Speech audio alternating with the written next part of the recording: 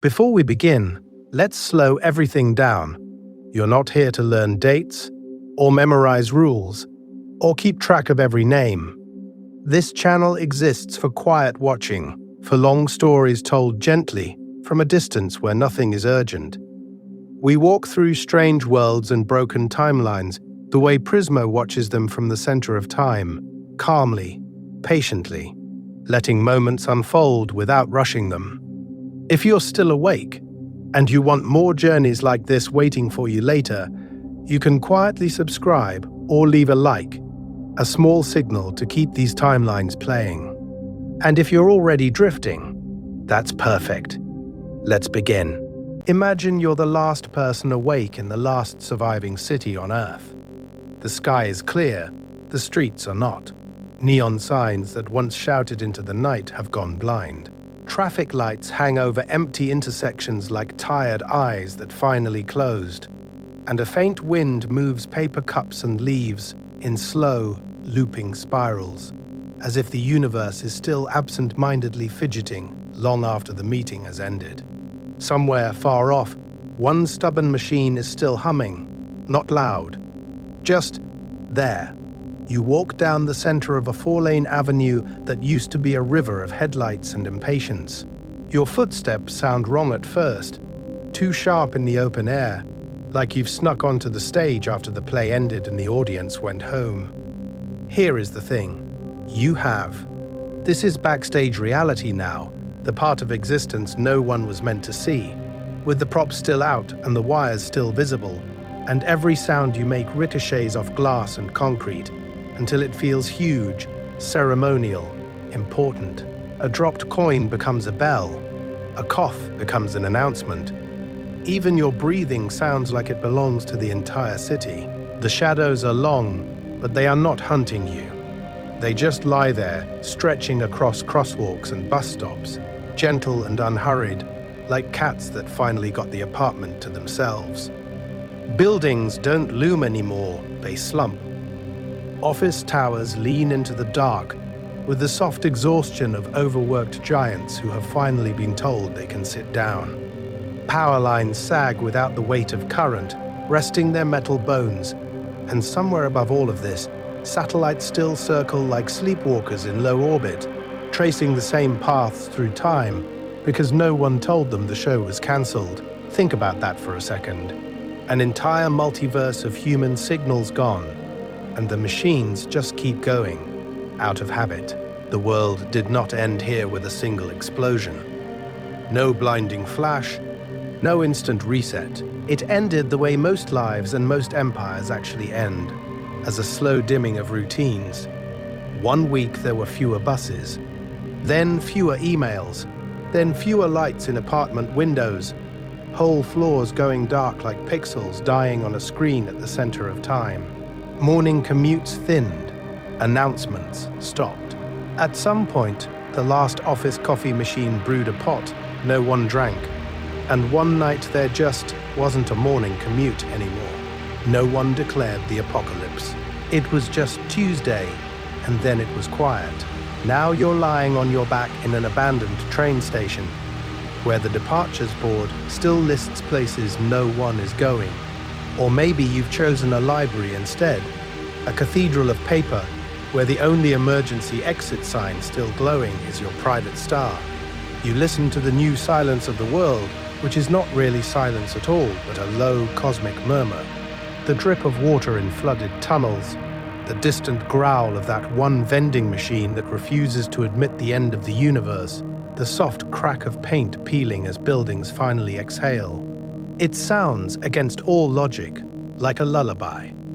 And as your eyes grow heavy in this quiet, tired city, you can't help wondering, how did we get here, step by step, wish by wish, until reality itself decided to lie down? We're going to walk through that timeline together. Tonight's journey through the end of the world. So tonight, here is the thing. We're going to stay with that vending machine and then leave it behind, again and again, drifting along the whole timeline of the world after us. From the last week that still feels normal, with people complaining about traffic and scrolling through headlines, to the first quiet century where children fall asleep under ceilings that used to be office floors. We're going to walk the entire arc of this reality, unraveling and then settling into something new. In this video, the apocalypse is not a jump scare. It is a dimmer switch. Power grids falter in waves. One city flickers, another holds on. Satellites keep orbiting like tired fireflies that forgot what planet they belonged to. The end doesn't arrive as one big explosion. It shows up as missed garbage pickups, as empty shelves, as the moment the last person on a night shift realizes the phones have stopped ringing. Think about that for a second. The end of the universe, announced by a busy signal. Emotionally, we're not just cataloging ruins. We're tracing how people feel their way through them. Loneliness, yes. The cold, metallic kind that hits when you stand in an empty subway station and realize the trains will never come back. But also new kinds of comfort. 3 strangers sharing one working kettle. The strange piece of a sky without aircraft. The relief of no longer checking notifications because the multiverse of feeds finally went dark. This is about the power it takes to lie down in a collapsing timeline and still decide to sleep. Let's start with survival in very small print. Food, water, shelter. We'll watch basements flood as pumps fail and groundwater quietly reclaims tunnels. We'll listen to rooftop gardens creak into existence, soil in plastic crates where executives once parked their cars. People set up trading posts in half-lit lobbies, swap rainwater for batteries, turn reception desks into markets. They follow improvised rules about fairness and trust because, in disasters, cooperation actually wins more often than chaos. And you are not in danger here. You're a gentle observer, a wandering camera, a soft ghost at the center of time. You can float above a flooded highway, then slip through a cracked window into a bedroom where someone is teaching a child to sleep without streetlights. You never have to intervene. You just drift from campfire to radio tower, from one pocket of existence to the next. We'll move forward by generations. Cities dissolve into forests, roots punch through pavement, satellites slowly fall and burn as streaks across the night. Somewhere, an old wind-up radio still works, and a lone voice reads bedtime stories about elevators and movie theaters that no one in the room has ever seen. Those become myths, wishes from another universe. By the end of tonight's journey, you'll carry a full mental map of this post-apocalyptic world. Its first blackouts, its quietest nights, its barter tables, its static-filled stations, and the soft, made-up legends people tell in the dark, right before they close their eyes. And then we'll rewind all the way back to that last normal week. A map of the end, how this story unfolds. So let's start there, that last normal week. We're going to walk through this whole collapsed universe in phases, almost like chapters you can flip through in your head while you fall asleep. First comes the slow ending of the old world, where the apocalypse doesn't feel like an apocalypse yet. It feels like news alerts you mute, like one more storm warning, like a supply chain issue that will obviously get fixed. The lights flicker, the networks lag, flights get delayed, the power grid coughs. For most people, the end of reality arrives like someone dimming the lights in a room, one bulb at a time, until you suddenly notice you're sitting in the dark. That's our first arc, the last week of normal life. We'll linger in grocery aisles and subway cars, on late-night buses, and in tiny apartments where someone is microwaving leftovers, completely unaware that this is their last truly ordinary Tuesday. Then the blackout nights begin. Not one cinematic switch, but rolling failures, neighborhoods going dark, then cities, then continents, until the stars are the brightest they've been in centuries and satellites still glide overhead. Useless and silent, like forgotten wishes stuck in orbit. After that, we move into the flooded subways and the first stunned days after. Here is the thing. Without pumps, underground tunnels quietly fill, not with monsters, but with groundwater and river seepage. Train stations become echoing aquariums, parking garages sweat and drip. People pick their way through stairwells by phone light, then candlelight, then by memory alone. This is the practical era of survival, and will follow daily routines in the ruins, boiling water in blackened kettles, trading canned peaches for batteries, learning which roofs don't leak when it rains.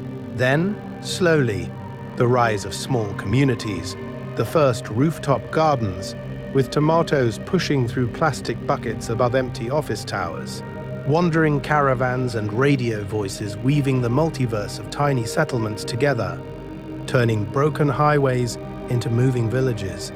A lone radio operator at midnight, broadcasting bedtime stories to anyone still listening.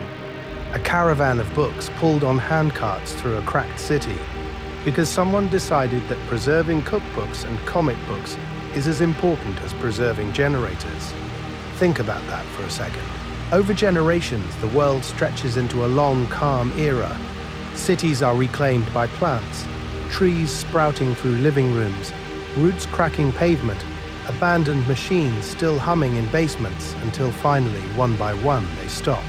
Children grow up under new constellations of ruined skyscrapers and wind turbines, hearing bedtime myths of the old world, the age of endless lights, bottomless shelves and invisible networks that granted every desire.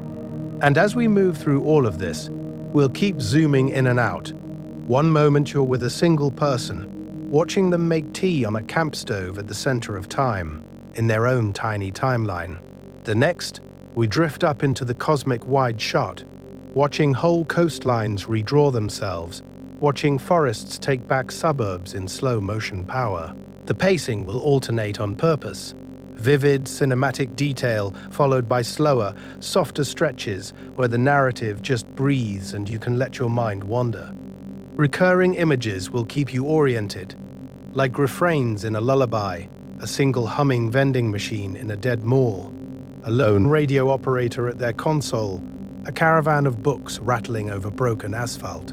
Whenever you hear those again, you'll know exactly where you are in the universe of this story. In this video, that is our map of the end. And next, we'll step fully into that last week of normal life and watch the lights go out, one by one. Get cozy in the ruins, so before we let that last week of normal life finally go dark, you should do one more small important thing. Get comfortable. Really, physically, here and now comfortable, in a way that people in our ruined cities would envy. Adjust your pillow. Unclench your jaw. If you can, dim your screen down until it's barely a ghost of light in the room. Or just turn it face down and let this become a voice in the dark. Let's start by treating this like a campfire at the end of the world. You're not doom scrolling. You're not in an infinite feed. You're one person in the quiet, listening to a story about another quiet. If your eyes want to close, let them. If your body wants to sink a little heavier into the mattress or the couch, let gravity have you. It has more patience than any apocalypse. Think about that for a second. In a universe where satellites still circle the planet for decades after we're gone, you, right now, get to decide to rest. Now, here is the thing. In the fiction of this world, you're not just tapping on a video. You're reaching for a little battery-powered radio in a ruined apartment. There's no Wi-Fi, no algorithm, just a plastic dial under your thumb. You turn it slowly. Static. A burst of someone singing. More static.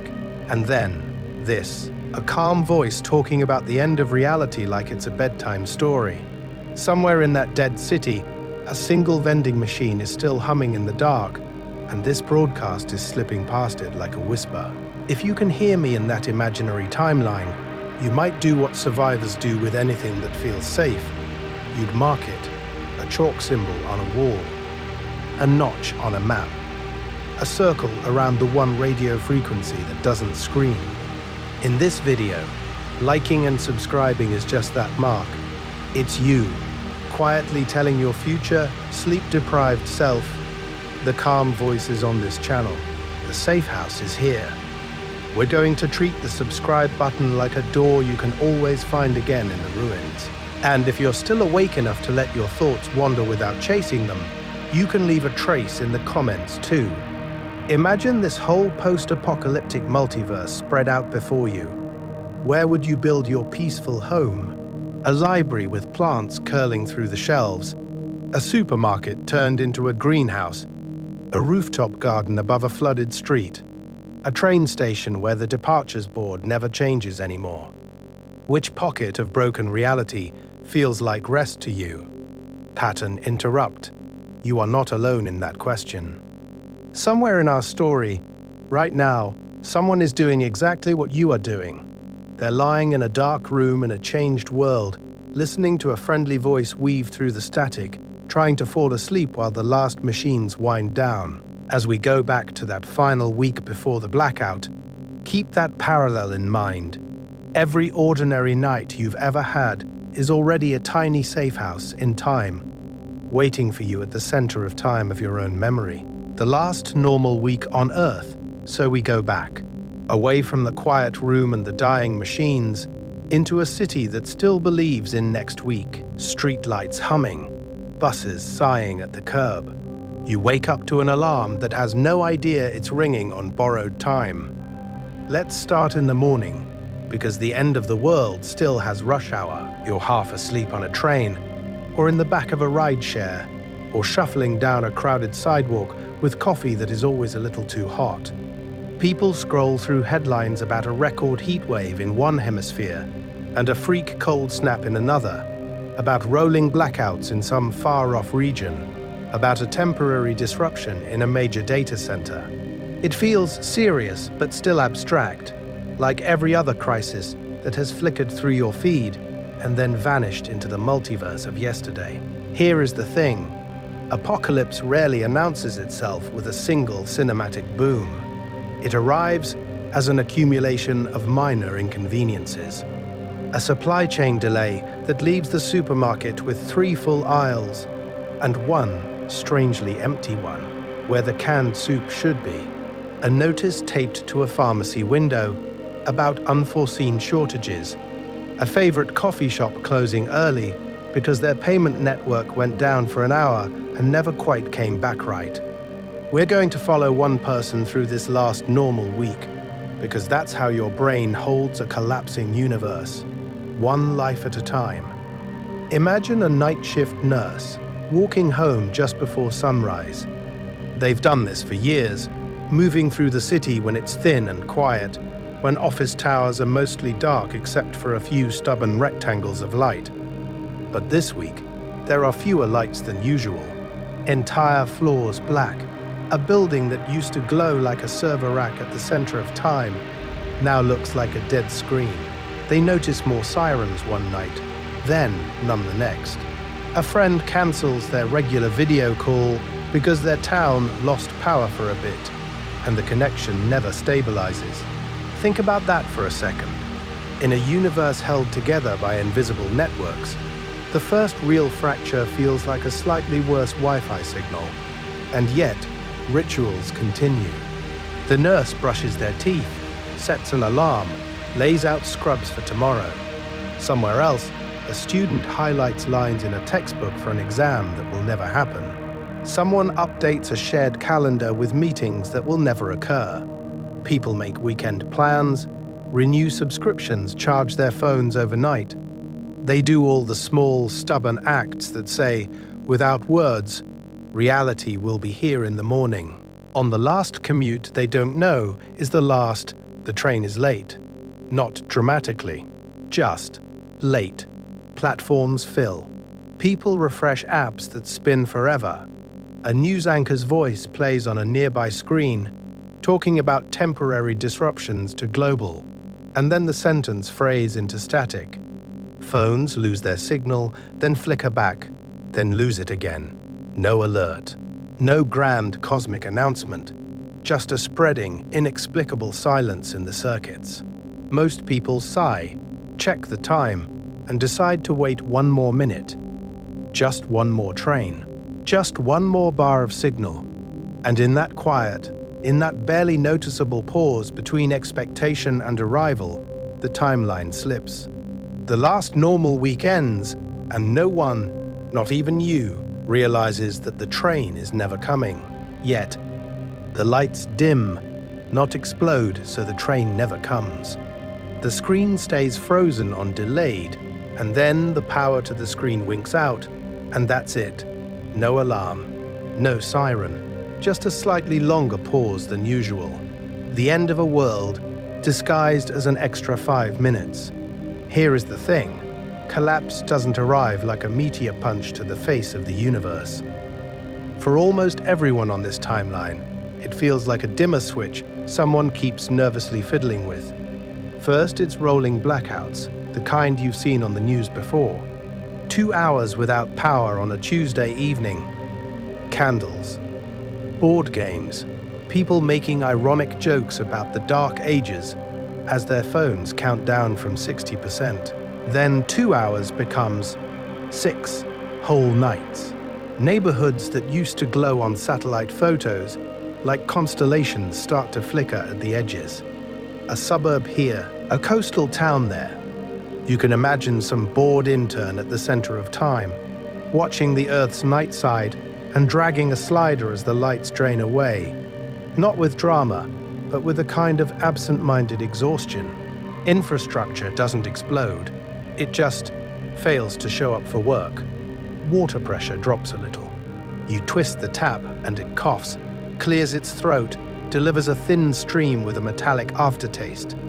Internet speeds crawl, then stutter, then lock into that spinning icon that feels like a cosmic joke about human desire for connection. Subway announcements become more frequent and more apologetic. Delays, service changes. We appreciate your patience at this time. Think about that for a second. A disembodied voice trying to manage the expectations of a collapsing reality. And then, one day, the voice doesn't come on at all. The train sits in the tunnel. The tunnels themselves begin to flood, because no one is down there running the pumps. Without maintenance, power plants trip offline and stay offline.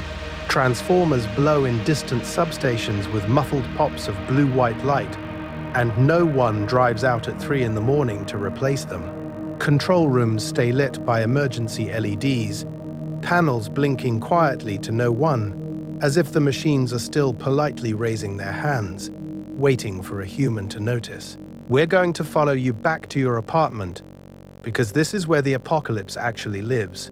You start filling the bathtub, just in case, because someone online said that's what you do. You plug in every device the second the power flickers back, treating each watt like a wish you might not get again. You learn the exact path from bed to kitchen by candlelight, counting steps, memorizing where the floor creaks, turning your own home into a tiny personal star map in the dark. Nights stretch. The blackouts stop being scheduled and start being the default. One evening, the power cuts out with a familiar sigh. You light a candle with practiced hands. You expect the fridge to hum back to life by midnight. It doesn't. Dawn arrives, grey and indifferent, and the lights stay off. Noon passes. Your phone dies. Evening comes again, and the city outside is a silhouette instead of a skyline. The blackout has slipped its usual slot in time and become something else. At first, the question is, when will the power come back? You repeat it like a prayer. But as the second night passes, and the third, the question mutates. It becomes quieter, heavier, not when anymore. Now what? And that is the real moment the old world ends. First nights without the old world, now what becomes tonight? The first true nights without the old world do not announce themselves with explosions or sirens. They arrive quietly, like someone has misplaced the top half of reality and forgotten to put it back. Streetlights stay dark, billboards go blind. And then, because there is nothing left to drown it out, the sky turns its brightness all the way up. Let's start with that sky. Over a city that once glowed orange and white, the darkness deepens until it becomes a kind of power on its own. And into that vacuum the stars spill, not a polite sprinkle, a flood. The Milky Way, which used to be an abstract diagram in a textbook or a background in a space documentary, is suddenly a visible river of light, running straight over the dead downtown, arching over glass towers that no longer shine back. Here is the thing. People who never looked up before look up now. They do not have notifications anymore. They have constellations. It is confusing. It is comforting. It feels a little unfair that the universe waited until the coffee shops closed forever to put on its best show. Think about that for a second. The same sky that hung over every late shift and every traffic jam was always this dense, this cosmic, this full of quiet power. The only difference is that now the city has finally stopped arguing with it, and underneath that sky, the sound changes. There is no traffic roar, no distant sirens stitching the night together. Instead, you get the small noises that were always there, promoted to the main timeline. Dogs barking to each other across avenues like they are running a low-budget radio station. Wind slipping between office towers, making a soft, breathy whistle where it finds broken windows. The metal bones of buildings creak as they cool, like the city itself is a giant sleeping animal adjusting in its sleep. In that silence, people drift toward pockets of light. Stairwells, where someone has wedged a candle into an old beer bottle. Courtyards where portable stoves glow like tiny suns. Rooftops where neighbors who shared walls for a decade and never a sentence now share blankets and the last reliable thermos of tea. No one calls it a community yet. It is just an instinct, a low-level wish to not be alone in this particular version of existence. Very quickly, new routines appear, as if they were waiting just off stage. Someone volunteers to keep watch, leaning on a railing, eyes on the dark street. Someone else tells jokes that are not very good, but the timing is perfect, and that is enough. A retired teacher quietly writes the day down in a notebook by flashlight, trying to pin this slippery moment to the page so that some future timeline, some hypothetical listener in the multiverse, will know how it felt when the center of time shifted a few inches to the left. We're going to follow one person, though. You, maybe. Or someone close enough that the difference does not matter. They lie awake on a mattress dragged into the hallway because the hallway feels safer than the apartment now. Around them, people breathe. Above them, the new sky glows.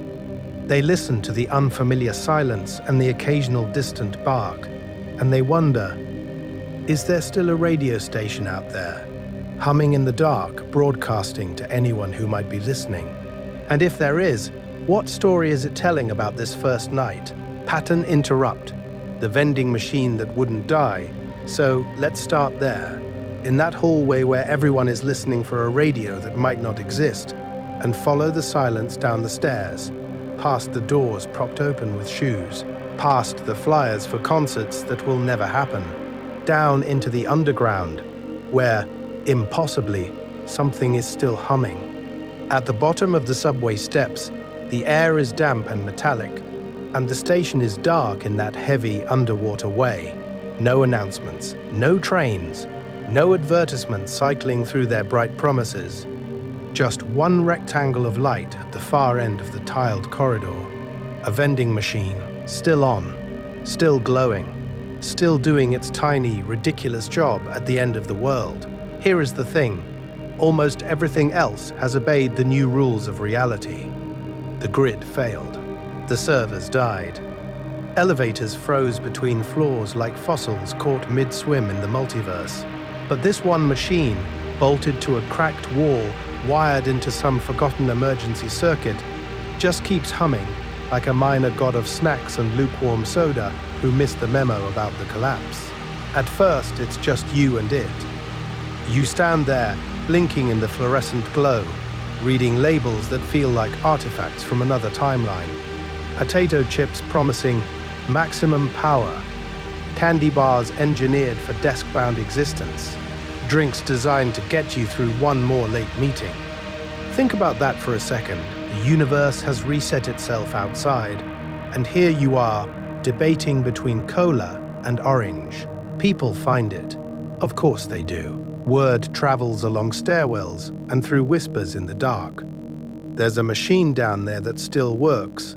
We're going to meet there, they say, like it's a cafe or a shrine, or the center of time for this one broken neighborhood.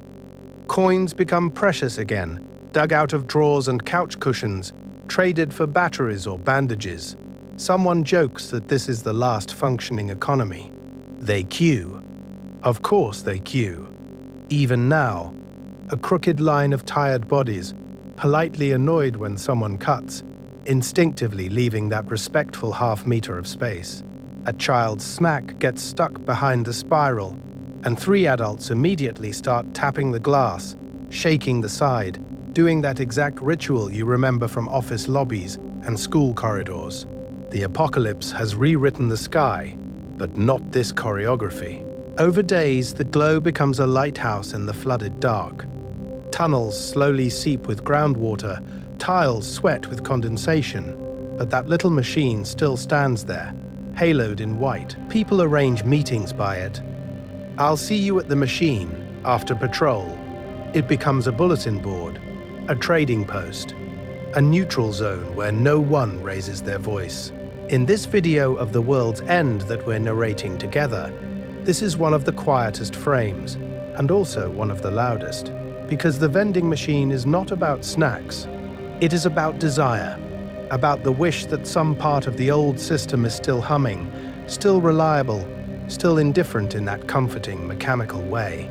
And one night, weeks or months in, when the plants have started curling through the station vents and the last trains are rusting in distant tunnels, the light will finally go out. No explosion, no cosmic flare, just a soft click, a fading hum, a rectangle of black where the rectangle of light used to be.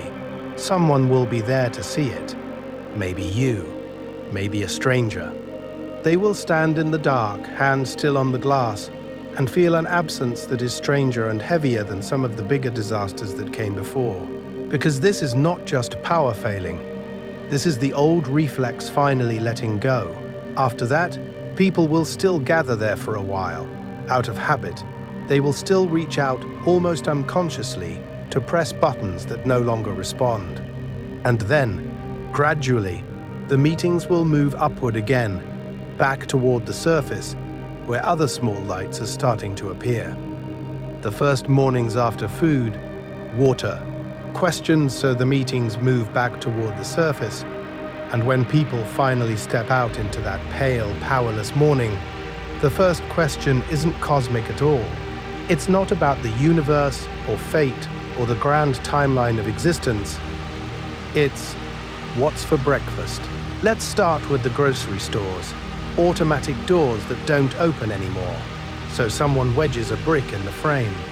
Inside, the air is already wrong. Too warm, too still, the hum of refrigeration gone. Shelves are half full, not ransacked yet, because people are still obeying the old rules in their heads. They queue in quiet lines. They take baskets, not carts. They take only what they can carry, because of course the trucks will come tomorrow. Of course the center of time has not shifted permanently away from their routine. Freezer aisles become little moral debates. Ice cream is soft at the edges, meat is starting to sweat inside its plastic, and someone says, almost apologetically, "We should eat this first." Here is the thing. No one wants to be the first looter, so they invent a new category in real time. Not stealing, saving. Think about that for a second. How quickly language bends to match desire when the power goes out. Water is stranger. You turn the tap and it coughs, spits, runs weakly, then stops. Somewhere pumps have failed, pressure is bleeding out of invisible pipes. But you don't see that part of reality. You only see the sink. People start filling what they have. Bathtubs, buckets, old soda bottles. Someone remembers the rooftop tanks. Someone else remembers the decorative fountain in the lobby. And suddenly that is not decorative anymore. that is a reservoir with leaves in it. They do not yet understand that safe water is about to become more valuable than any wish, that once those tanks drain and those bathtubs go cloudy, the rules of their little universe will change. For now, it is still an inconvenience, an annoyance. The apocalypse politely queued behind other errands. Small groups begin to crystallize, almost automatically, like dust motes finding each other in a shaft of light. A neighbor who used to complain about noise turns out to know how to cook on a single gas burner without wasting fuel. Someone from the third floor has a first aid kit and the calm, clipped voice of a person who has actually used one. And then there is the person with the battery-powered radio, guarding it like treasure, counting remaining batteries like they are days of time itself. We're going to see this a lot. The shift from waiting for help to realizing we might be the help. Building meetings by candlelight, wax pooling on old mail. Someone makes a list of who is elderly, who is missing, who needs insulin, who hasn't come down the stairs yet. The handwriting wobbles, but the power in that act is enormous. It is the first tiny bureaucracy of the new world. And then, one night, the radio cracks. Not music, not emergency sirens. A voice, faint but steady, threading through the static, promising information, promising stories, promising that somewhere, in the wide dark multiverse of this broken grid, someone is still broadcasting.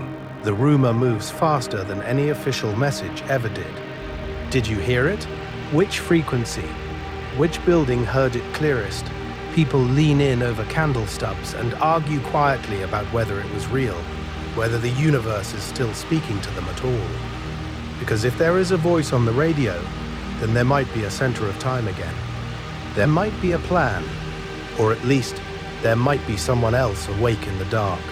And in the next nights, as batteries dwindle and eyes adjust to starlight, that becomes the new question, not just how to eat or how to drink, but how to listen. And what exactly is going to be said when the signal finally comes through clearly? The Earth starts taking it back here is the thing. Before the signal comes through, before anyone answers back, the loudest reply you get is from the Earth itself. Not with a voice, with growth. Let's start small, because that is how it actually happens. Within a few weeks of the last lawnmower doing its final heroic lap, the grass in parks and highway medians stops obeying the old rules. It doesn't know about zoning or sightlines or property values. It only knows sunlight and rain. By the end of that first summer, blades are up to your knees, then your waist, seeded with wildflowers that used to be weeds and are now just the new reality. Sidewalks, those perfect little human lines, begin to fail their saving throw against dandelions. Hairline cracks widen as roots pry them apart, millimeter by millimeter. Every day a small wish granted in concrete. Vines take the hint. They climb chain-link fences, telephone poles, the sides of apartment blocks where nobody is trimming them back, turning brick into something that looks less like architecture and more like a cliff. Underground, a different power wakes up. Subway tunnels and basements were always temporary victories over water, held back by pumps that hummed away in the background of existence. Without maintenance, without electricity, those pumps fall silent. Groundwater seeps in along old seams. Nearby rivers remember their ancient paths and, very politely but very firmly, take them. Stations become dripping caverns, then knee-deep pools, then underground lakes. Somewhere, a train car that once carried thousands of people a day now sits half submerged, algae tracing luminous graffiti along its windows. Give it a few years, and the timelines of plant growth and structural decay start to intersect. Saplings sprout in rooftop gutters where wind-blown soil collects. Their roots probe down through tar and insulation, then wood, then steel. Roofs buckle. Trees literally punch through ceilings, growing into sunlit canopies above abandoned offices where calendars are still flipped to the last normal month. Think about that for a second. A boardroom table under a young maple, fluorescent lights hanging like strange fruit. Inside the buildings that remain sealed, sick building syndrome becomes less of a metaphor and more of a slow biological coup. Moisture has nowhere to go. Mold blooms behind drywall in fractal patterns. Rust chews through rebar. Temperature swings make glass flex and crack. No explosions. No dramatic collapses. Just the quiet, inevitable application of physics and biology over time. Zoom out, and whole neighborhoods begin to soften. The sharp geometry of human design blurs under moss and ivy. Cars sink a little deeper each season as soil and leaf litter build up around their tires, until only curved roofs and mirrors poke out like fossils from a recent past. Playgrounds become strange clearings in a young forest. Swings wrapped in creepers, plastic slides half swallowed by shrubs, sandboxes turned into dust baths for birds. Animals notice. Foxes trot down the center of once busy avenues. Deer pick their way through lobby doors left ajar.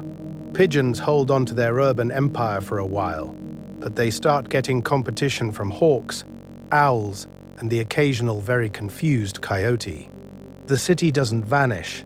It becomes a new biome, a hybrid ecosystem draped over glass and steel, in that specifically Adventure Time way where reality looks wrong and right at the same time. And the survivors, the ones still listening for radios at night, watch this happen from balconies and rooftops. They see vines climb past their windows like a slow-motion tide. They see streetlights disappear into green. Their city turns into a vertical forest, a place where the power of nature and the ruins of an old universe share the same skyline. We're going to follow them, because as the Earth takes back the concrete, people have to decide what to build inside that new wilderness, and what old rules they're willing to let go of. Satellites, ghosts in the sky. Let's start with the part of the apocalypse that forgets to come down. While the forests are climbing the skyscrapers and the subway tunnels are filling slowly with river water, there is still this invisible halo around the planet, this quiet ring of metal and solar panels and dead cameras, moving with perfect mathematical obedience through a universe that no longer sends them orders. The cities have gone dark, the servers have drowned, but the satellites keep going. Here is the thing. Orbital mechanics does not care if your power grid collapsed. It does not care if your timeline ended. You launch a machine fast enough, high enough, and for years, sometimes decades, it will just fall around the Earth without ever hitting it, tracing the same path again and again, like a memory the planet is too polite to drop. No ground stations, no software updates, just momentum and silence. On clear nights, when the smoke from old fires has finally drifted away, and the new world's children lie on cracked parking lots that have turned into meadows, you can see them. Little moving points of light sliding in straight lines across the sky while the real stars sit still and indifferent. Not planes, those are gone. Not shooting stars, those are brief. These are slower, smoother, precise. There used to be navigation constellations, communication relays, weather eyes staring down at cloud patterns. Now they're just bright, predictable streaks, like someone left the universe in screensaver mode. And because humans cannot stop making meaning out of patterns, somewhere there is a small group that keeps track of them. They become the new astrologers of the ruins. No telescopes, just notebooks, bits of salvaged glass. Maybe an old astronomy app frozen forever on a powerless phone. They give names to certain satellites, the Messenger, that one that appears just after sunset in spring, the Broken Crown, a cluster that was once a global internet project, the Lost Wish, a defunct weather satellite that still shows up exactly on time. Think about that for a second. The last functioning schedule in existence belongs to machines no one can talk to anymore. Their grandparents used to read horoscopes in newspapers. These kids read orbits. If a satellite passes overhead right as you're born, maybe that means you'll be a traveler. If it vanishes one year, burned up in the atmosphere, a brief meteor scribbling itself across the sky. Maybe that means the old world has finally let go of one more habit. A last message, written in plasma and falling metal, dissolving before anyone can reply. There is a child lying on a rooftop garden that used to be an office, listening to an elder's voice. The stars that move, they're told, are the last machines still remembering the old world's patterns, still tracing the same invisible rules around a planet that has changed its mind about everything else. In this video of a universe after us, that's the bedtime story. And as their eyes close, one bright point crosses overhead, right on schedule, while down below someone, somewhere, is about to break the sky's quiet with a different kind of signal. Pattern interrupt. The last office chair down below that silent satellite, the signal that breaks the sky isn't a laser or a weapon. It's a kid with a flashlight, standing in the top floor of an office building that hasn't had electricity in years, clicking the beam on and off like they're talking to the stars. The universe does not answer. The old voicemail systems are finally off the hook. Let's start smaller than cities and timelines, and the center of time. Let's walk into one floor of one abandoned office years after the end, where reality has settled into the slow, damp patience of decay. Cubicles lean against each other like exhausted co-workers who fell asleep mid-meeting. The carpet is a faded geography of old coffee stains and new moss. Papers have melted into pale, lumpy bricks, fused together by leaks from a ceiling that no longer respects the rules of indoors and outdoors. Computer monitors sit blank and dusty, their black screens reflecting nothing but vines and sky. Here is the thing. This place, which once felt like the entire universe from 9 to 5, is now just another terrarium on the way to the forest. A stapler rusts into anonymity. A plastic water cooler, long dry, holds a spider empire. The emergency exit sign still glows faintly with stored charge, insisting on an exit that no one needs anymore. Think about that for a second. The building is the emergency. We're going to zoom in even further to one object that somehow survives mostly intact. A rolling office chair. The kind that used to squeak during video calls and swivel toward urgent emails. Its mesh back is a little torn, but the wheels still turn. It's parked in front of a wide window where glass has cracked but not fallen, now framed by creeping vines. Outside, the parking lot has become a shallow forest. Trees rise through fractured asphalt, each parking space a memory under the roots. A teenager from a nearby community finds this place one afternoon, following a rumor of the building with 1,000 tiny rooms. They step onto the office floor and immediately understand the most important discovery.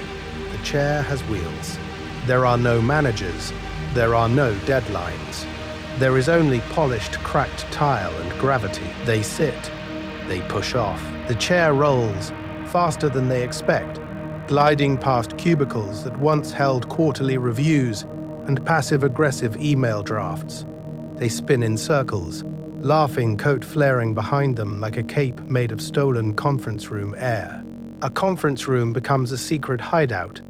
A printer, half swallowed by mold, becomes a mysterious heavy box that probably did some kind of ancient magic with paper. An ergonomic chair becomes the best toy in the multiverse. This is what happens when time moves on and desire changes. Objects lose their original meaning and gain new ones. Power shifts. The universe quietly repurposes its own leftovers. Eventually, the sun lowers. The teenager gives the chair one last heroic push down the hallway. The wheels click over cracked tiles, a soft rhythmic clatter echoing between empty offices, like the last office joke in a world with no more emails, rolling on and on until the sound fades into the deeper, greener silence that's waiting everywhere else. And somewhere below, in the lobby filled with leaves, someone lights a lantern, and you can almost hear them asking, what else did the old world leave behind that we haven't learned how to play with yet? Daily life in the ruins. Morning, so the lantern flares in the leaf-filled lobby, and up above it, the building is already awake. not because of an alarm. There are no alarms anymore. Time is measured by light now, by the slow gold of sunrise spilling down glassless elevator shafts and broken stairwells, finding every crack in the concrete like it has all the patience in the universe. Let's start on the roof. A slab of old tar and gravel that used to be nothing, just the top of an address, has become a small world. A handful of families sleep in tents made from billboard vinyl and faded office curtains, their beds lined up between raised beds of soil that once lived in city parks and now live in repurposed plastic bins, bathtubs, and kiddie pools. Here is the thing. The apocalypse did not erase the morning routine, it just edited it. People wake with the sun, with the brightness on their eyelids, and the temperature shifting under thin blankets. Someone stretches, someone coughs, someone mutters that they were in a mall again in their dreams. No one reaches for a phone. There is nothing to scroll, and even if there were, the signal drowned years ago in the flooded subway tunnels. Before anyone eats, they walk the perimeter of their little rooftop universe. One woman checks the rain barrels, tipping her head to listen for the slosh, fingers testing the ceramic filters stacked in an old water cooler. A teenager kneels by a bathtub full of beans and amaranth, brushing away a leaf to inspect for mold. A child counts sprouting onions in a cracked plastic storage tub, like they're rare cosmic artifacts. This is their center of time now, the daily orbit around water, plants, and each other. Breakfast is not exciting in the old world sense, but it is ceremonial. Flatbread pressed thin and slapped onto a sheet of metal, propped over a rocket stove made from bricks and a file cabinet drawer. Tea brewed from mint and lemon balm rescued from office planters, the same planters that once held sad ficuses under fluorescent lights, and now anchor trellises of beans. Children sit cross-legged on a faded conference room rug and trade stories instead of notifications. Tell the one about the train that still runs with no one on it. Tell the one about the satellite that grants a wish if you see it fall. Think about that for a second. In the old world, breakfast was often a blur on the way to somewhere else. Here, in that specifically Adventure Time way, it's the main quest and the side quest and the lore dump all at once. To reach the ground, they move through the building like blood through an old body. Stairwells lit not by bulbs but by holes in the walls where vines have chewed through plaster. Little shafts of light painting constellations on the steps. The lower floors are surrendered to water and mold. A dark inland sea lapping at doorframes, wallpaper peeling like ancient maps. Mid-level apartments have been stripped and reassembled into workshops and storage. One room for salvaged wiring and solar panels, another for jars of seeds, another full of scavenged books and half-fixed radios. No one rushes. They don't need to. They know, with a calm competence that would look like power if you dropped in from another timeline, exactly how this building breathes, which cracks in the ceiling drip when it rains, which roofs get the best sun in winter, which abandoned tower 2 blocks over is safe to enter, and which one has stairs that crumble like stale bread. We're going to follow them out into the city soon, across bridges and through drowned intersections, but for now the morning holds. Bread, tea, quiet voices, and the soft creak of a world learning how to exist at a slower speed. Daily life in the ruins. Midday so the morning holds, but it doesn't last. Let's start with the moment they stand up from the blankets and the warm cups and the slow talk about roofs and rain. 3 of them today. A woman with a coil of cable over her shoulder, a teenager with a patched backpack, and an older man carrying a folded tarp like a flag of truce. They're not heroes. They're just the ones on the rotation to walk out into the broken city and come back with whatever the universe still hasn't swallowed.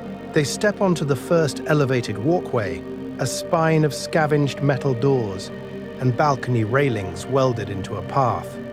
Below, the street is a shallow canal, brown water lapping at windows, cars half submerged, like forgotten toys in a bathtub somebody walked away from years ago. You can almost hear the echo of old traffic there, trapped in the flooded air, But reality is quiet now. Just the slap of their boots, the creak of bolts, the distant call of some bird that adapted faster than humans ever did. Here is the thing. Travel used to mean speed. Now it means precision.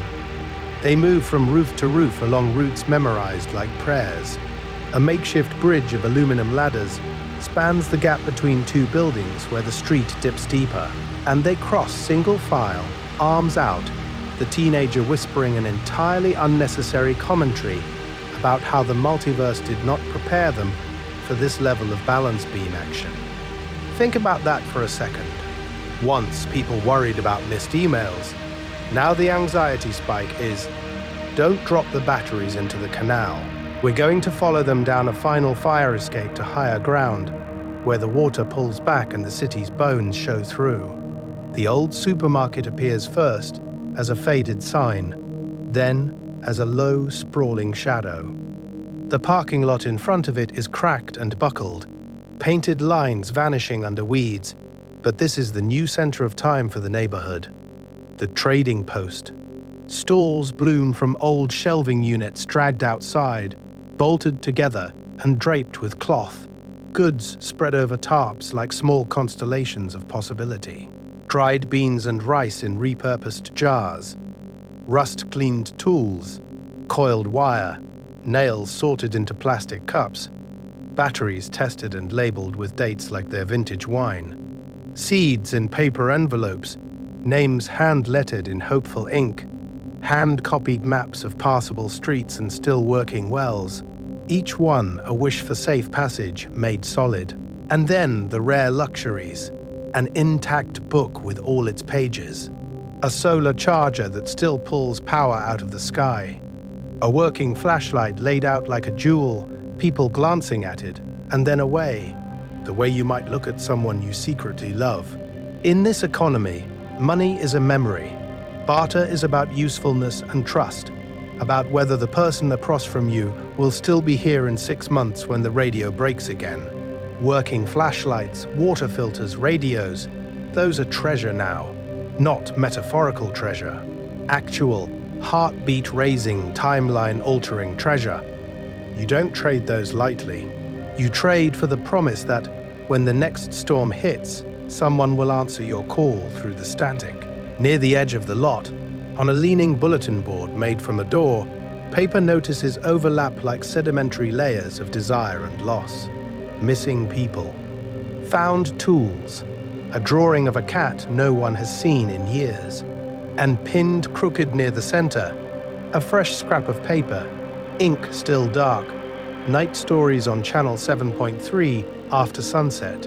If you can hear this, you're not alone. Someone reads it aloud. Someone else laughs, soft and disbelieving. Radio stories at the end of the world. Who has the power to waste electricity on that? You do wonder, walking back along the bridges as the light tilts, who is on the other end of that frequency, and what they're going to say when the sun finally goes down. Daily life in the ruins. Nightfall, by the time you climb back onto the main rooftop, the city has already done that magic trick it does every night, where it stops being a place and becomes a silhouette. Edges dissolve, distance disappears. It's just you, this little island of light, and the dark ocean of everything else. Let's start with the rituals that keep that little island from blowing away. People move automatically, the way you learn to move when the rules of reality have changed and you still want to wake up tomorrow. Loose tarps get cinched down. Buckets and tools are pulled away from the edge, so the wind can't pick them up and grant some accidental wish to gravity. Someone walks the perimeter, counting faces, checking that every bridge is raised, every ladder pulled in, every child accounted for. No one is left outside the line of rails and wire if they can help it. Not again. Small, shielded lamps blink on one by one, like cautious stars, not bright enough to call to anything watching from far away. Just enough power to turn each person's face into a warm, moving planet in the middle of the dark. Here is the thing. Light used to be cheap. You flipped a switch, and the universe rearranged itself. Now each flame, each salvaged LED is a tiny argument against the end of the world. Dinner is not dramatic. That's the point. Big shared pots sit over rocket stoves built from cut metal and old bricks, burning scrap wood and compressed trash. The stew is whatever the day allowed: beans, river greens, a piece of fish if the nets were merciful, a potato that somehow survived another season of strange weather. People sit closer together as the drowned streets vanish below, knees brushing, shoulders touching, conversations dropping to a low murmur that feels almost like the city's old electrical hum. You eat, you listen, you exist in this small, crowded timeline where being near other breathing bodies is its own kind of power. And while most of you prepare to sleep, someone prepares not to. The watch rotation is written in charcoal on a cracked whiteboard, an improvised calendar against the slow erosion of time. 2 people per shift, one with good ears, one with good eyes. They sit near the edge with blankets and a dim red lamp, watching the weather roll in over the black water where avenues used to be, listening for the wrong kind of silence or the wrong kind of sound. A falling building, a distant engine, a shout that doesn't belong to anyone here. Think about that for a second. In a universe full of collapsing systems, the most advanced security device is still just a human who promises to stay awake. When the pots are scraped clean and the bowls rinsed in grey water, the real evening begins. Chores end, and stories start. The kids stretch out on patched mats and scavenged theatre seats, the elders in their usual places, backs against the warm brick of the stairwell, eyes reflecting lamplight and memory. They talk about the old world the way people in Adventure Time talk about the multiverse. Half documentary, half myth. Cars that flowed in endless rivers of light. Phones that put another person's face in your hand across oceans. Movie theaters where you sat in the dark with strangers and let someone else's dream pour over you for 2 hours. To the children, it sounds impossible, like a universe where you can just go to the center of time and ask a cosmic being to fix everything. Here is the thing about these bedtime stories. They are not really about the past. They are about desire management, about teaching the next generation what to miss and what to let go of. You edit out certain memories, the way you'd carefully phrase a wish. You emphasize the taste of fresh fruit, the feeling of safety in a locked apartment, the quiet miracle of a tap that always ran. You downplay the parts where people ignored each other, even when they had infinite ways to connect. In that specifically Adventure Time way, the apocalypse becomes a parable about what you do with the power you have, not the power you lost. And then, almost as a joke, almost as a ritual, someone brings out the radio. It's small and scarred, it's plastic yellowed, its antenna patched with wire and hope. The batteries are a communal treasure, charged by a solar panel that once powered a soda machine. You can hear the universe of its broken circuits before you hear anything else. A soft, restless hiss, like distant rain trying to remember how to fall. The elder on watch tonight turns the dial with the same care you'd use to disarm a bomb or phrase a wish to a cosmic entity. Tiny fragments of reality flicker in and out, a burst of music warped beyond recognition, a voice in a language no one here speaks, the ghost of an emergency broadcast from years ago, looping its warning into a night that has already ended. You all lean in, held between sleep and attention, as the needle slides past dead stations and static. For a long moment, there is nothing. Just the sound of ruined frequencies, the breathing of the rooftop, the quiet clink of someone setting down their cup. And then the static shifts, not louder, not clearer, just intentional. A rhythm under the noise, like someone on the other side of the continent is also turning a dial, also sitting in the dark, also waiting for the exact same bedtime story to begin.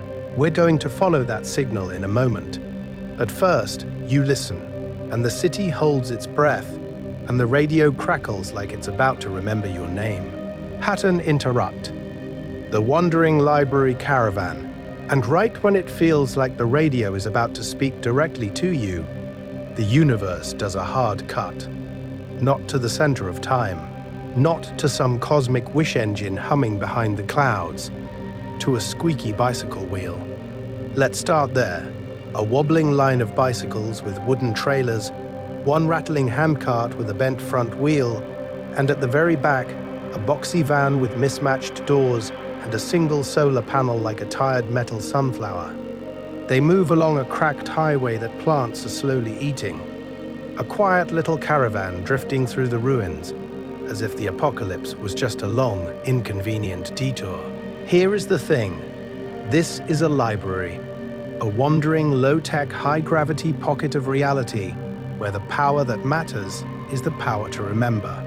The trailers are stacked with milk crates and fruit boxes, all of them crammed with books rescued from drowned basements and collapsed schoolrooms. Field guides with swollen, warped pages, novels that still smell like someone else's living room, an old cookbook with a chocolate fingerprint on the dessert chapter, surviving the end of the world like a tiny fossil of desire. Their mission is simple, and enormous. They roll into ruined towns, step through doorways that no longer have doors, and peel books out of the wreckage. They dry them over low fires, press them flat under salvaged tiles, tape spines back together with medical tape. They don't have servers. They have shoeboxes of loose pages, bundled like fragile birds. By late afternoon, word has usually outrun them. Children are the first to spot the dust plume, and then it's a small stampede. Bare feet on broken pavement, someone yelling, "They're here," like it's a holiday. Adults follow slower, carrying jars of beans, bundles of dried herbs, a little extra diesel, an offer of safe passage down a dangerous stretch of road. Payment, not for wisdom in the cosmic sense, but for a chance to borrow a gardening manual, or a story about dragons, or that same dessert chapter. At night, they do the same ritual in every settlement, a circle of blankets and scavenged cushions, lanterns hung at different heights, so the light feels like a small constellation.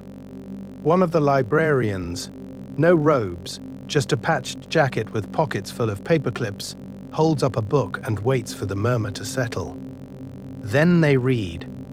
Slow, clear, letting the words move through the air the way radio waves used to move through the multiverse of old frequencies.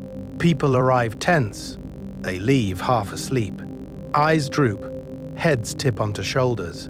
The end of the world becomes one long shared bedtime story, broken up only by the soft crackle of a lantern adjusting to the cool night air.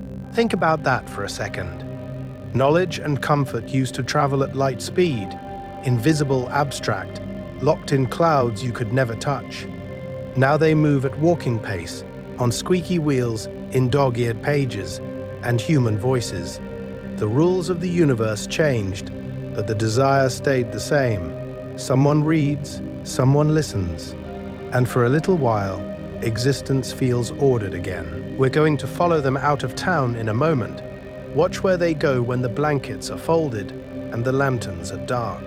But for now, you're lying there on your own blanket, in your own timeline, and the last sentence of the night is still hanging in the air, waiting to decide whether this chapter is over or just turning the page. The radio operator in the broken city. So you're lying there on your own blanket, in your own timeline, and that last sentence is still hovering. And somewhere else, in a different dark, another voice is just about to begin. Let's start high above a broken city, where the world's old ambitions are still standing, but mostly hollow. There's a tower here, a skyscraper with half its windows gone, and vines tracing slow green signatures up its ribs. Elevators are dead. Lobbies are flooded. But on one of the upper floors, where the air is thinner and the wind remembers how to whistle between glass and steel, a single room is awake. Here is the thing. It does not look like the end of the universe in there. It looks like a very determined hobby. Maps are taped to every wall, overlapping like scales, their surfaces scarred with pen lines and tiny symbols, rivers relabeled, bridges circled, a question mark where someone once mentioned a trading post. Shelves bow under the weight of salvaged electronics, radios with their covers off, coils of copper wire, a satellite modem that will never speak to the multiverse again, but still blinks a little red light, out of sheer habit. In the corner, a bedroll, not heroic, just flattened, familiar. Next to it, a mug with a chipped rim and a spoon that has definitely stirred more canned beans than tea. A cracked window looks out over an entire city of dark towers and green streets, where trees have punched through pavement and subway tunnels are quietly turning back into rivers. Down there, existence is rust and roots and the occasional flashlight. Up here, it's signals. The operator, who could be anyone, which is important, moves through this space like a ritual. Every evening, when the light leaves the western edge of the skyline, they check the scavenged solar panels bolted to the roof, the batteries lined up like sleeping pets, the cables that carry borrowed power into this little center of time. Then they sit, adjust a pair of headphones held together with tape and hope, and warm up the transmitter. Every night, the routine is the same, because rituals are how you fight entropy when you can't fight the larger rules. Flip the switches, tune the dial, clear the throat, and then, on a set frequency that used to belong to traffic reports and late-night call-in shows, a voice threads itself into the dark. Weather first, the wind patterns over the river, the rumor of a storm 3 days out. Then news, a caravan seen near the old highway, a bridge that finally fell, a new garden on a rooftop that used to be an office. And then the important part, the bedtime stories. They imagine you because they have to. One person in a distant farmhouse, radio propped on a windowsill between jars of beans. A rooftop camp where a group lies shoulder to shoulder, pretending the stars are still satellites. A caravan in the desert, antenna raised like a metal flower. People they will never meet, but talk to anyway. Think about that for a second. A wish cast into the static each night, that somewhere, someone is less alone for the length of a story. In this video, I'm the narrator, but in their reality, they are. They are not a hero. They are not a leader. They are just a voice trying to hold a shattered timeline together with words and weather and the gentle power of routine. They lean toward the microphone. You can almost feel it. If you can hear this, they say, you made it through another day. Lie down, get comfortable. Tonight, I'll tell you how the world ended. Slowly, and as the signal goes out, we're going to follow it. Signals in the dark. Who's still listening? Out through the broken sky, through ruined towers and quiet fields, the signal keeps going. Let's start with the forest. A child lies in a loft built between two pines. The walls patched with old election posters and grocery ads. Below, the adults finish tying up food against the bears and the raccoons and whatever else evolution is cooking up in the dark. Up here, it's just you, a hand-crank radio the color of dried moss, and that faint voice slipping in and out of existence like it's shy about being heard. They all pretend it's for weather and roots. You know it's for the stories.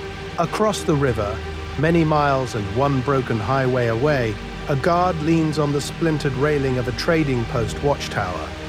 There is a lantern, shielded. There is a rifle, unloaded but comforting. There is a radio wired to an antenna that used to live on the roof of a dentist's office. Every night at the same time, the chatter dies. Dice games pause. Someone yells up, "They on yet?" and everyone shushes each other with the kind of reverence people used to reserve for live sports and election night. Think about that for a second. Civilization collapses, and we still gather around a scheduled broadcast. Far down the rusted spine of an old rail line, a traveler curls up in the shell of a train station, beneath a timetable that still insists there's a 7:45 to somewhere.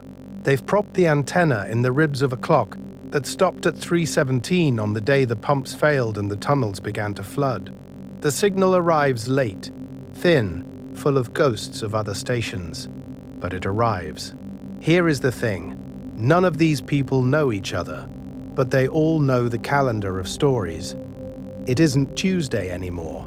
It's 2 days after the flooded library story, when the operator described wading through shelves softened into pulp, reminding you to check basements for rising groundwater before you sleep. It isn't last month. It's the month of the vending machine tales, when every night was another small myth about machines still humming alone in the ruins, smuggled together with practical notes about which brands of cans are safe to eat after the labels rot. We're going to call this a narrative calendar. The universe used to give you time in numbers. Now you get it in episodes. Between the bedtime cadences, the operator braids in rules for survival. Boil any water that smells like coins. Avoid the western overpass. The concrete has gone soft with mold and will peel away under your feet like wet cake. If you take shelter in old towers, tap the walls, listen for hollow echoes, respect gravity's quiet, patient desire to win. It is soothing somehow to be warned so gently about how reality can fall on you. And yes, some nights the radios stay dark. Batteries die. Storms roll in. People are too tired to crank. But the operator speaks anyway. They talk as if the multiverse is listening, as if somewhere, at the center of time, someone is marking down each story on a cosmic clipboard. Their voice goes out like a candle placed in a window of a house that might not have neighbors anymore. And in the next part of this story, we're going to follow what happens when someone finally answers back. Pattern interrupt. Where would you sleep? Somewhere in that silence, after the last word leaves the radio and hangs over the dead city like mist, we're going to do something strange. We're going to stop the story for a moment and hand it to you. Here is the thing. In this quiet, ruined world, you still have to sleep. You still have to pick a place, make a little agreement with reality that says, just for a few hours, please don't fall apart any worse than it already has.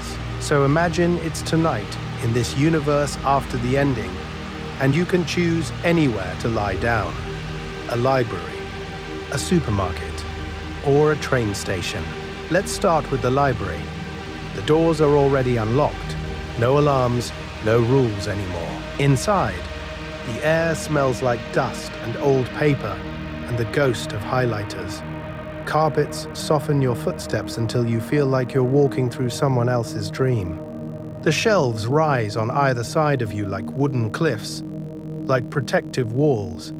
Each spine a little fossil of a different timeline that never happened. You unroll a blanket between philosophy and gardening, and the only sound is wind moving through broken windows, turning loose pages into a slow, papery tide.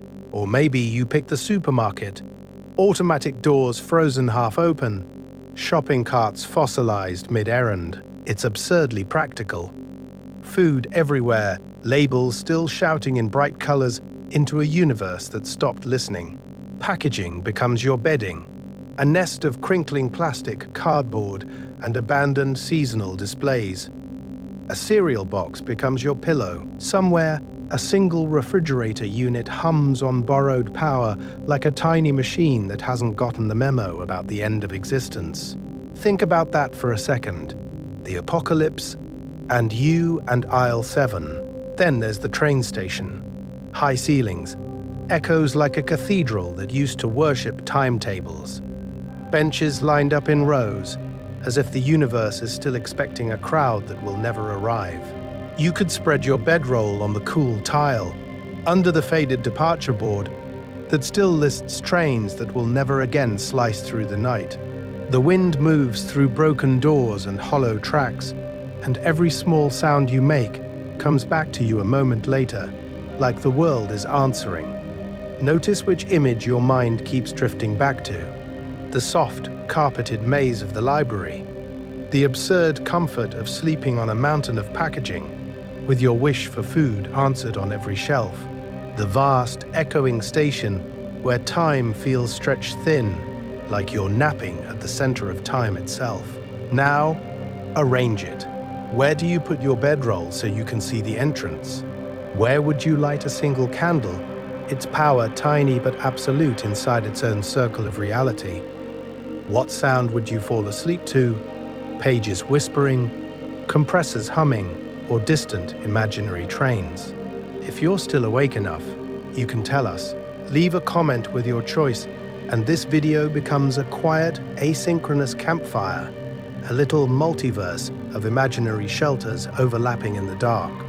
Because somewhere in our story, tonight, someone is making that exact decision, weighing comfort against safety in the ruins. And when we come back, we'll follow them as they finally pick a door, step inside, and try to make peace with the night. New rules of survival. Food and water, they pick a door. They step inside, and almost immediately the next question in this new universe rises up like hunger itself. What are you going to eat? And what are you going to drink, not just tonight, but tomorrow and the day after that? And in all the quiet little eternities that follow, here is the thing. The apocalypse teaches slowly, and it teaches through the stomach first. After the first wild months of looting and panic, when people grab anything with a label and a barcode, as if brand names could hold back reality, the survivors start noticing patterns. The bright packages go bad first, the soft breads turn to mold, the colorful snacks go stale, the milk blooms into its own tiny ecosystem. What endures? Quietly, stubbornly, are the heavy, boring containers, canned beans with stamped dates from another timeline, dry rice in crinkling bags, pasta, lentils, sealed jars of pickles and jam. They learn to listen. A bulging can is a warning siren. A lid that flexes when you press it has already decided your fate. Rust at the seams, a hiss that is too eager when you open it, a smell that leans even slightly toward metallic or sour, and the food is exiled to the ground. Not evil, not even indifferent, just bound by chemical rules older than civilization itself. You, half asleep in your bed, can probably picture the gesture. Someone holds the can to the light, frowns, and then, reluctantly, lets it go. But you cannot live on scavenged wishes forever. So the world begins to grow itself again, in strange, almost comic places. Let's start with the roofs. Rooftop gardens appear first, because they are closest to the sky and furthest from desperate hands. Old kiddie pools fill with soil. Plastic storage bins, bathtubs, even gutted vending machines become planters. Courtyards in apartment blocks turn into tiny farms, a patchwork of potatoes and beans and medicinal herbs, where cars once slept. Out on the highways, the medians go green. People plant corn between cracked lanes at the center of time, where commuters used to curse the traffic. Raised beds appear in the planters of abandoned malls. Tomatoes climbing trellises in front of darkened storefronts, vines curling over mannequins that still pretend there is a fashion season. Think about that for a second. The multiverse of late capitalism collapses, and the food court finally becomes a court of food. Water has its own new religion. Every roof is now a collector, every intact gutter a pilgrim path, leading rain into barrels and tubs. They stretch tarps between ruined walls, angle sheets of metal, guide each drop toward containers that once held paint or motor oil, now scrubbed into a new purpose. They know that clarity is not safety, so they build filters from sand, gravel, and charcoal burned in small, careful fires, pouring the water slowly until it runs clear enough to trust, but not yet enough to skip the boil. Fuel is precious, so fires shrink. Efficient rocket stoves made from stacked bricks or cut metal cans focus the flame into a narrow, intense column, just wide enough for a single pot. The water rolls, hisses, throws off tiny ghosts of steam, and the camp waits. This is not just hygiene, it is liturgy. The boil is a daily prayer to the laws of biology and heat. Knowledge, which used to live in servers and search bars, migrates back into hands and paper.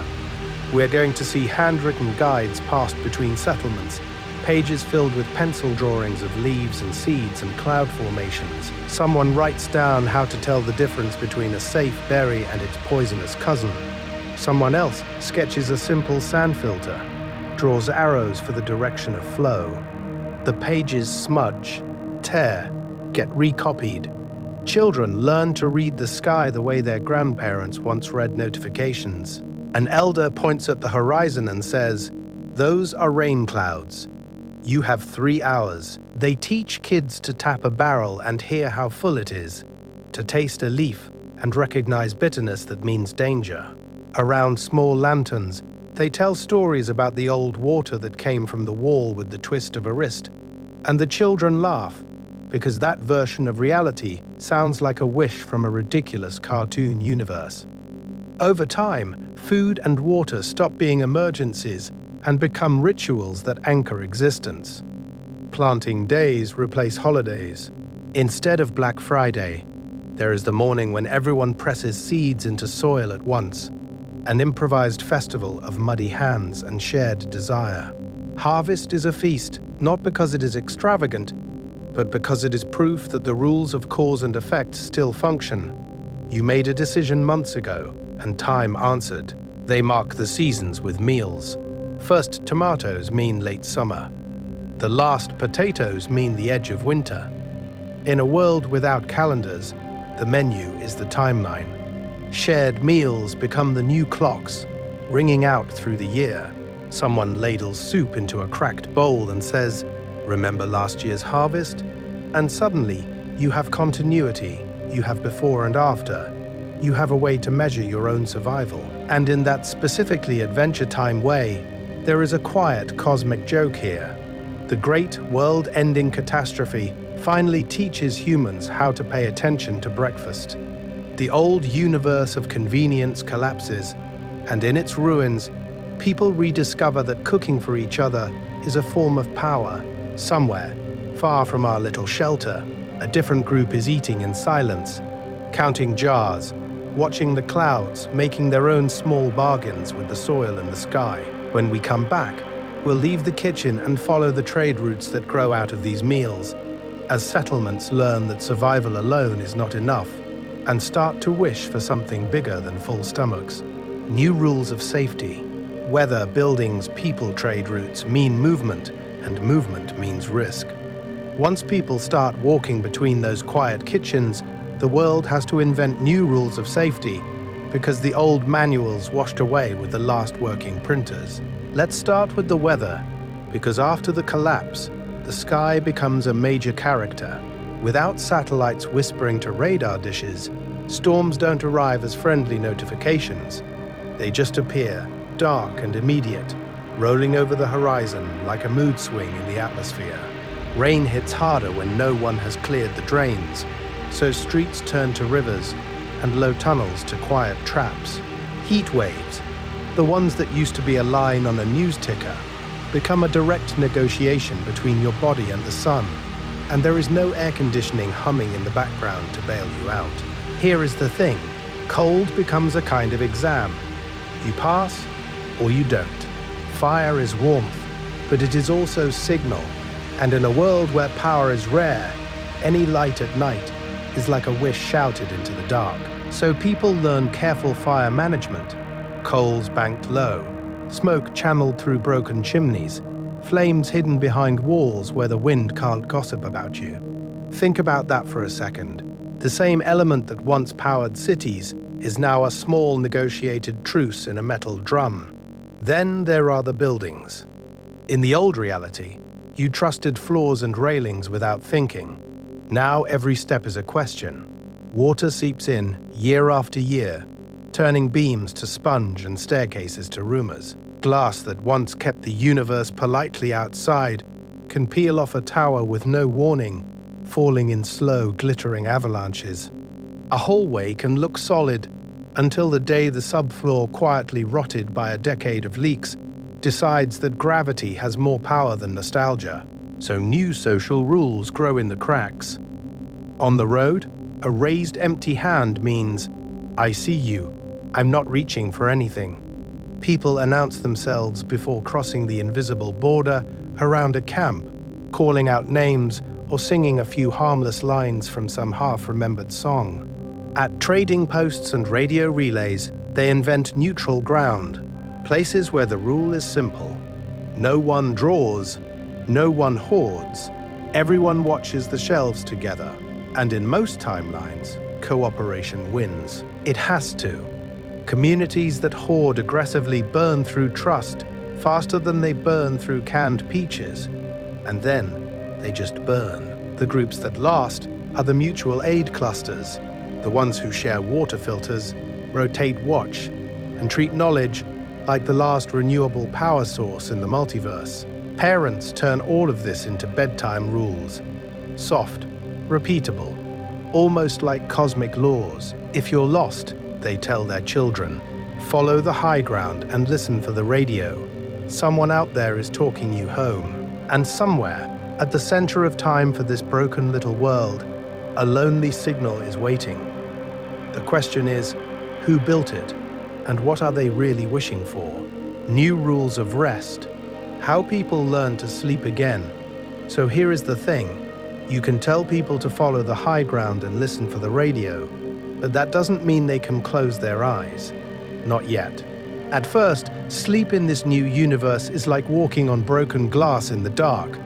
Every creak in a ruined hallway is an intruder. Every gust of wind through shattered windows is the siren starting up again. People lie down, but their minds keep sprinting. You dream of screens that will not turn on, of phones that buzz with phantom notifications, of calendars that still think you have a meeting at 9 a.m. tomorrow. Think about that for a second. The world has ended, the multiverse of your old obligations has collapsed, and your brain is still checking its email. There is power in habit, and for a while that power is cruel. Sleep comes in shallow waves. 20 minutes here, an hour there, eyes snapping open at the slightest sound, like the universe might suddenly apologize and reboot. But exhaustion is its own kind of gravity. We're going to watch communities bend around it. They start making rules, not cosmic laws, just human ones. 2 people on watch while the rest lie down. Rotating shifts, a fire banked low, not for ambiance, but because real darkness makes it easier to see danger. In a flooded subway tunnel that has become a dormitory, they hang bells from old charging cables, so the faintest movement rings across the tracks. Quiet hours arrive, not enforced by any government, just by the collective realization that if nobody sleeps, nobody survives. Shared sleeping spaces become the new center of time for these little societies. Everyone close, not in some sentimental montage way, but because 1 blanket is warmer than 0, and 10 bodies under 3 blankets is warmer than 10 bodies alone. Children pressed between adults, elders near the wall where it's cooler but safer. It looks like a low-tech server farm of breathing, dreaming existence, all humming at slightly different frequencies, but aligned. And in that specifically Adventure Time way, tiny artifacts of the old reality sneak in and become sacred. A favorite blanket salvaged from a childhood bedroom. A pillowcase that still smells faintly like detergent from a factory that no longer exists. A solar-charged music player that can only handle 1 song at night, so the group votes on which track gets to be their lullaby for the week. Is it an old pop song? A meditation app file? A recording of rain from a city that's now under vines? Parents and elders start to weaponize tenderness as sleep technology. A nightly story, told not because anyone believes in the old plots anymore, but because the rhythm of a familiar voice is a soft kind of power. Around one camp, the bedtime story is always the same. How the subways flooded, how the roots cracked the pavement, how the satellites still circle overhead like tired blind angels. Around another, it's improvised myths about vending machines that grant 1 wish if you can find the last working coin. This is where the radio operator and the library caravan slip into people's sleep hygiene. The operator's late-night broadcast becomes the unofficial boundary between day and night. Work until the second story. Boil water during the third. Lay down when the closing music plays. The caravan arrives in a settlement and, that evening, someone reads from a salvaged book, then retells the same story from memory after the lamp is out, like a backup drive made of human voices. Over time, fear stretches out, thins. The dream about sirens repeats, then fades. The expectation that the old timeline will snap back quietly expires, and something strange happens, without alarms, without commutes. Without the constant electric itch of notifications, sleep deepens.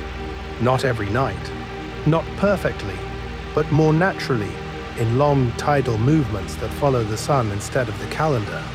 The end of schedules becomes its own quiet wish granted, a return to the body's original rules, once the mind finally believes that morning will come, even in ruins. And somewhere, as that belief settles in, the world is just drowsy enough to start wondering what it might dream into existence next. Generations in the ruins, children of the after, so the world wonders what to dream into existence next, and the answer, quietly, is more people. Not the ones who remember the sirens or the headlines, but the ones who open their eyes to ruins the way you opened yours to wallpaper and ceiling fans. They arrive into a reality where the apocalypse is not an event.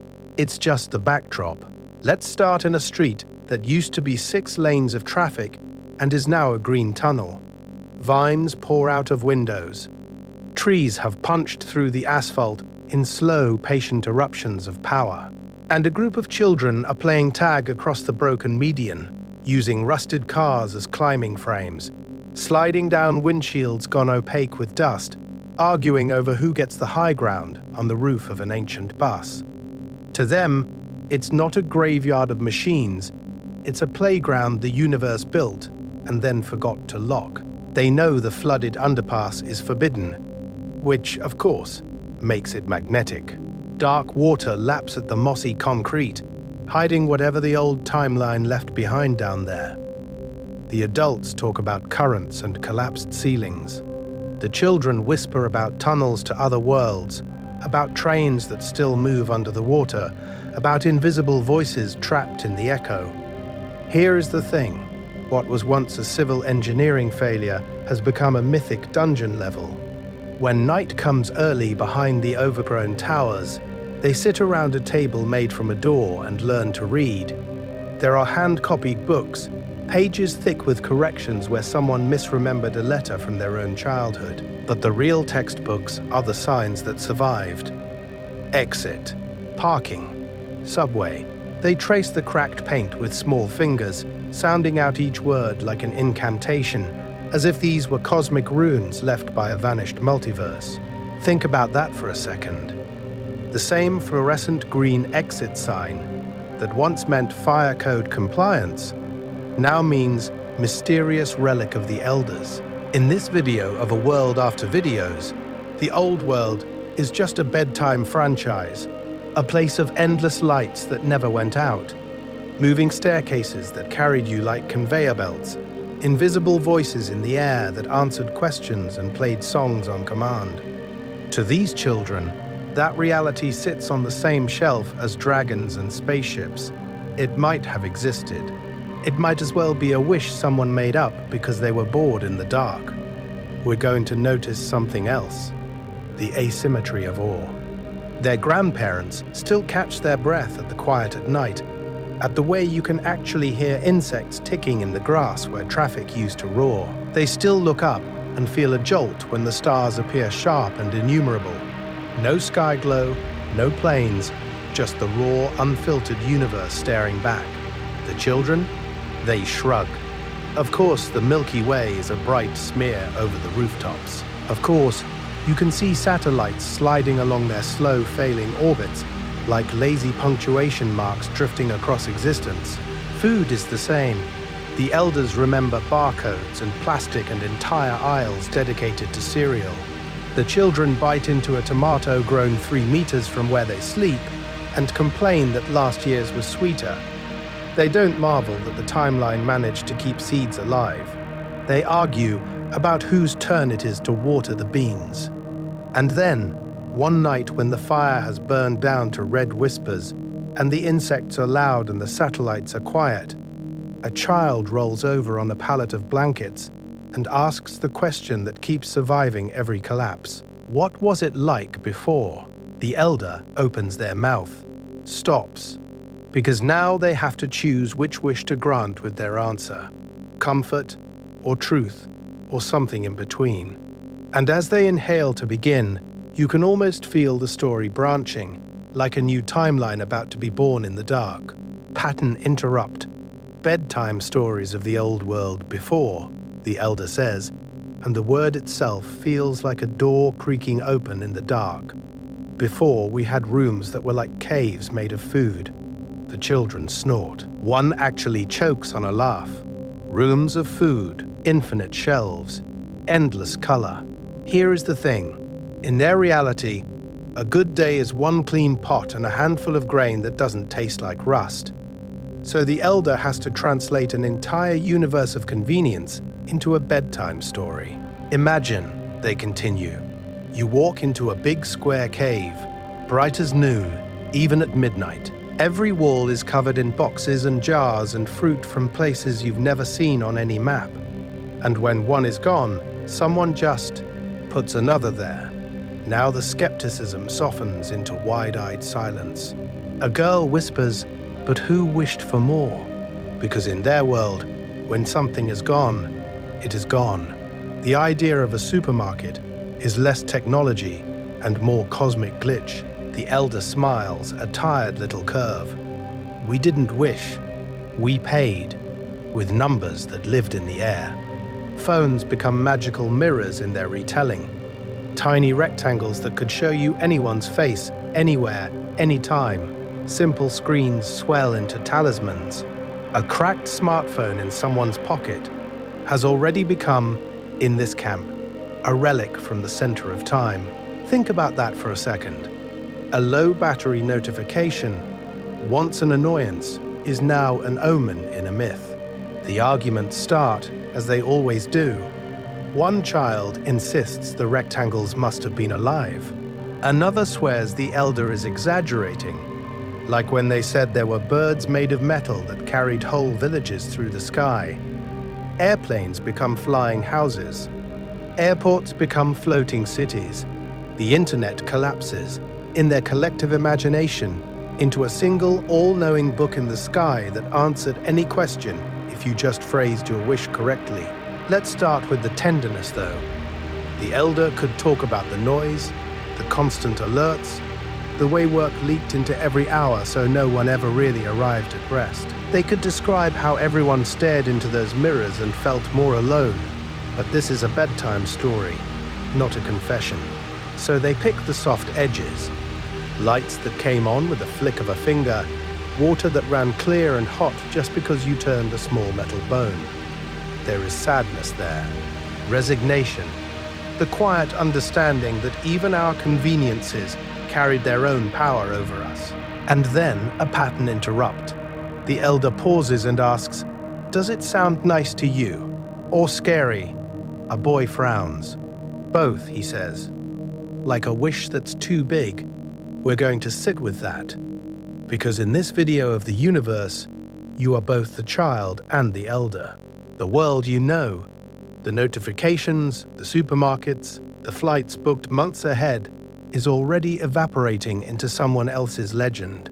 In some future camp, your daily commute will be told as a heroic journey through rivers of red lights. Your reality is becoming a myth, softened and reshaped into something gentle enough to fall asleep to, and just sharp enough to remember when you wake. The changing earth, forests, floods, and quiet machines. And while those legends are being told, the background keeps changing. Let's start with the skyline you used to recognize without even thinking about it. Those clean rectangles of glass and ambition, the office towers and apartment blocks, they don't stay frozen as ruins. Give the universe a few seasons of uninterrupted rain and sun. Give time the quiet it always wanted, and entire city blocks turn into vertical forests. Roots push down through parking garages, cracking concrete like old bones. Trunks rise through conference room floors, through what used to be your manager's office, through the ceiling of a 12th floor studio, where someone once fell asleep to the glow of a laptop. Balconies become ledges for ferns. Elevators are steel chimneys for ivy. A cubicle farm turns into a canopy. The old reality of quarterly reports, replaced by the slow green desire of leaves reaching for light. Think about that for a second. The same sunlight that powered your solar calculators is now powering a sapling that grew out of a forgotten coffee mug left on a windowsill the week the emails stopped. Down at street level, the map redraws itself in water. Without pumps, without those hidden machines that held the ground dry, low-lying neighborhoods relax back into their older shapes. Basements flood, then streets. What used to be a shortcut to work becomes a permanent canal, brown and glassy, with fish nosing through the open doors of a laundromat. A four-way intersection turns into a shallow lake, traffic lights reflecting in the ripples, green and red and yellow for no one. Billboards, those giant metal prayers to desire, stand as hollow skeletons above it all. Birds nest in the rusted frames, weaving twigs through old perfume ads. A heron stands on the J of a half-fallen logo, perfectly balanced, watching for movement in what used to be the left turn lane. It is absurd, and it is completely correct. Here is the thing. Not every machine got the memo that existence moved on.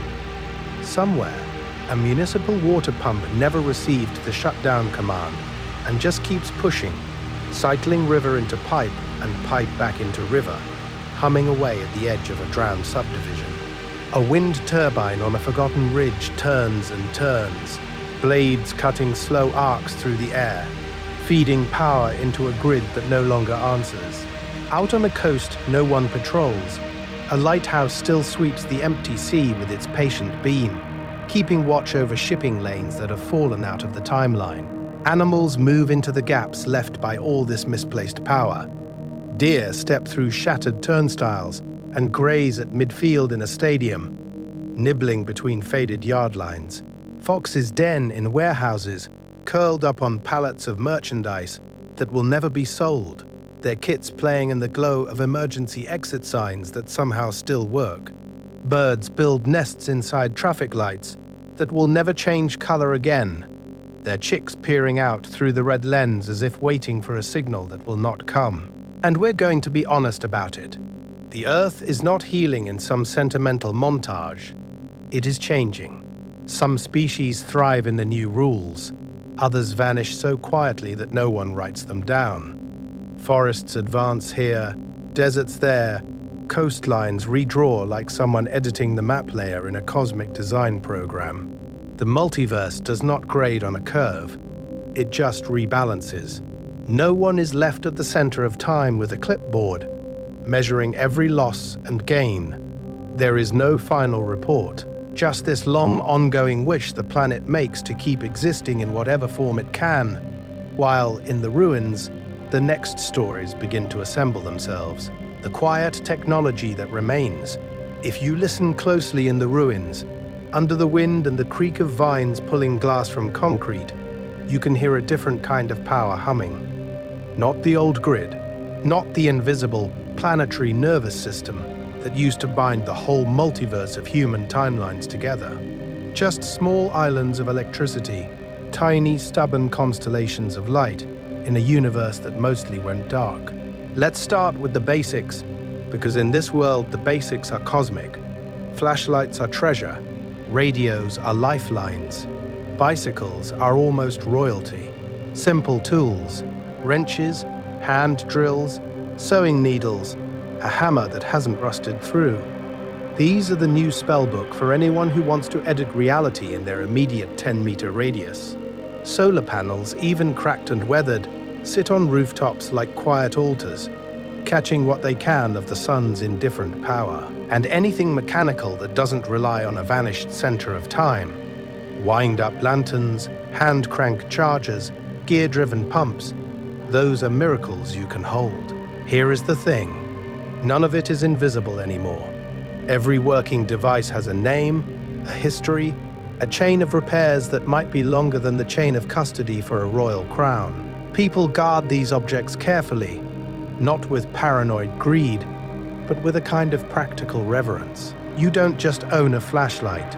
You are responsible for a little shard of the old universe's power, a fragment of a wish humanity once made to never be afraid of the dark again. Think about that for a second. Children grow up learning polarity before poetry. A teenager can recite which batteries still take a charge, the way kids used to recite movie quotes. Basic electronics knowledge becomes a craft, then a discipline, then almost a priesthood. There are rules. Never waste a charge. Never leave a panel where it can be stolen by the river or the wind. Always teach someone younger what you just learned. We're going to see that in the way hands move, slow, careful, almost ceremonial when a casing is opened. Imagine a small workshop in a former electronics store, the brand name half fallen from the facade, letters missing like teeth. Inside, a tinkerer lives in a nest of disassembled devices, old phones with their screens shattered, laptops with no network to join, satellite receivers still dreaming of a sky full of messages. He moves through them like an archivist of lost desires, salvaging capacitors here, a coil there, building Frankenstein radios that speak across valleys and jury-rigged chargers that sip power from a single surviving panel. On some nights, when the air is clear, his broadcast drifts farther than he thinks, and someone falling asleep 2 towns away hears his voice reading a bedtime story into the static. Certain objects cross the line from useful to sacred. A music player with a handful of songs becomes a portable museum of a dead culture's inner life. A projector that can still show a movie once a month turns an empty warehouse into a cathedral of light.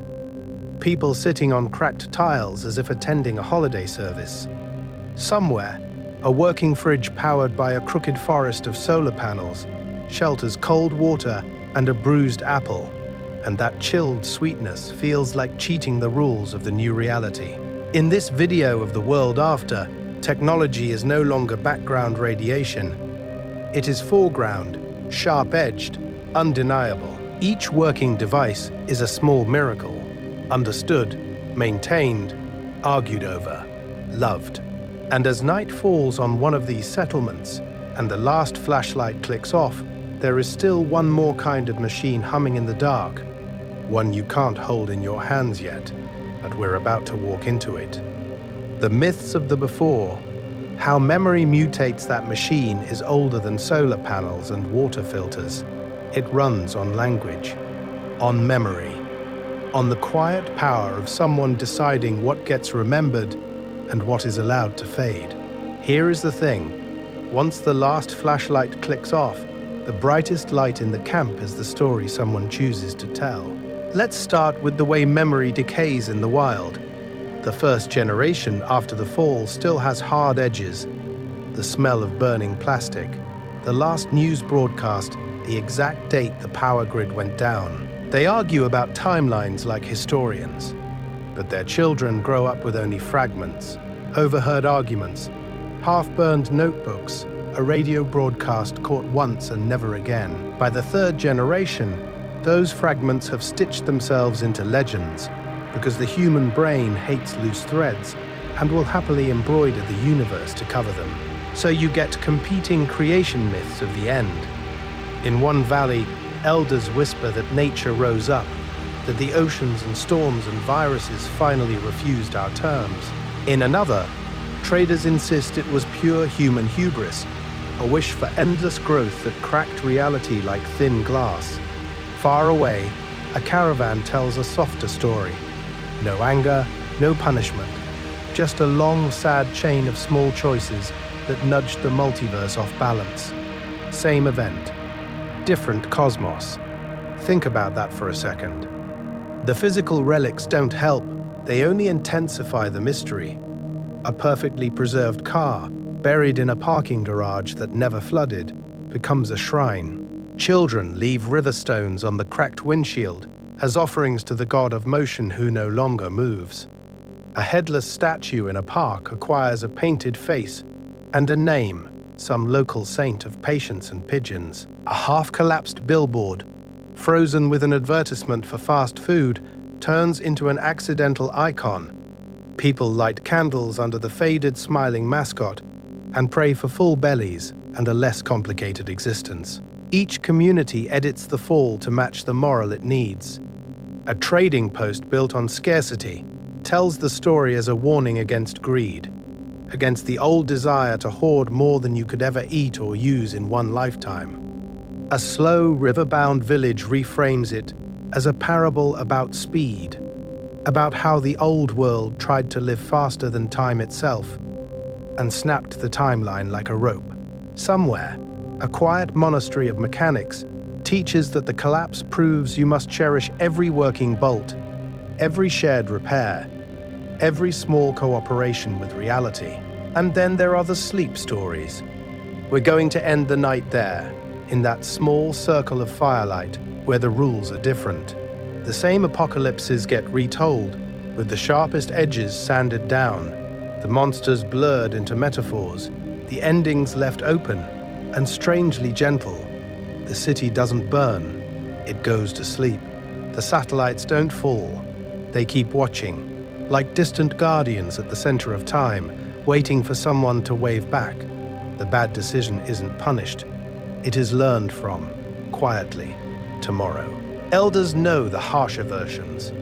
They remember the famine, the flood, the last desperate messages bouncing through a dying radio network. And in private, away from the children and the coals, they ask each other a question that never really resolves. How much of the truth do we owe them? And how much do we owe them a kinder version of the story? The emotional core, loneliness, togetherness, and quiet. So when they ask that question about truth around the coals, they're not just talking about history, they're talking about loneliness, about how much empty space a child's mind can safely hold before it echoes too loudly. Because here is the thing, loneliness in this world is not just being the only person on a road, it is being the only person who remembers what a subway platform sounded like at rush hour. It is knowing the exact chime of a notification that will never ring again. It is walking past a dead vending machine and, for a second, hearing the ghost of its old hum overlaying the wind. You are not just alone in space, you are alone in time. Let's start with that flavor of exile. You can teach a kid to grow beans, to fix a roof, to listen for the creak that means a building is about to give up on holding itself together.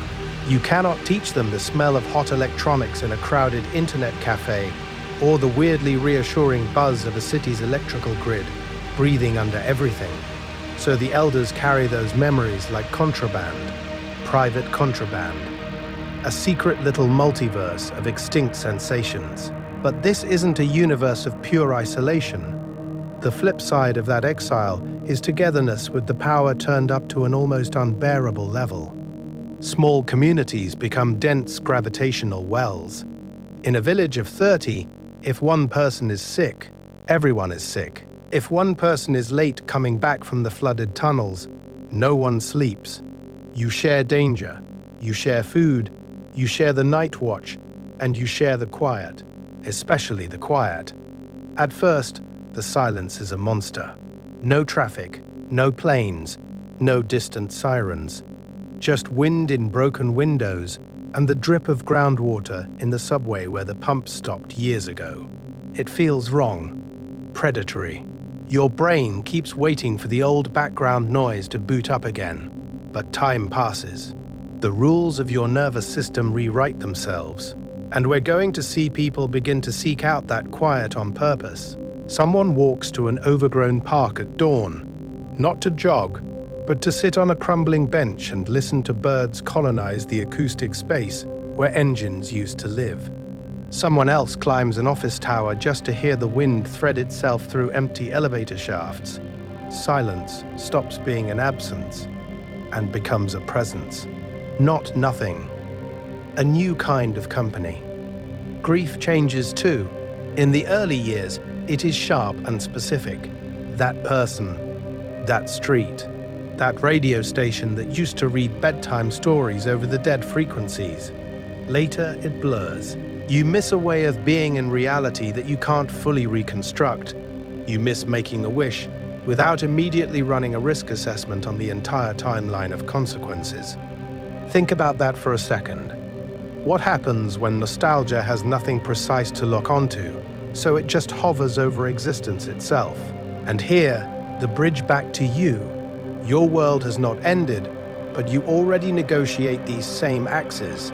You scroll through feeds in a crowded room and feel cosmically alone. You put on noise to drown out other noise.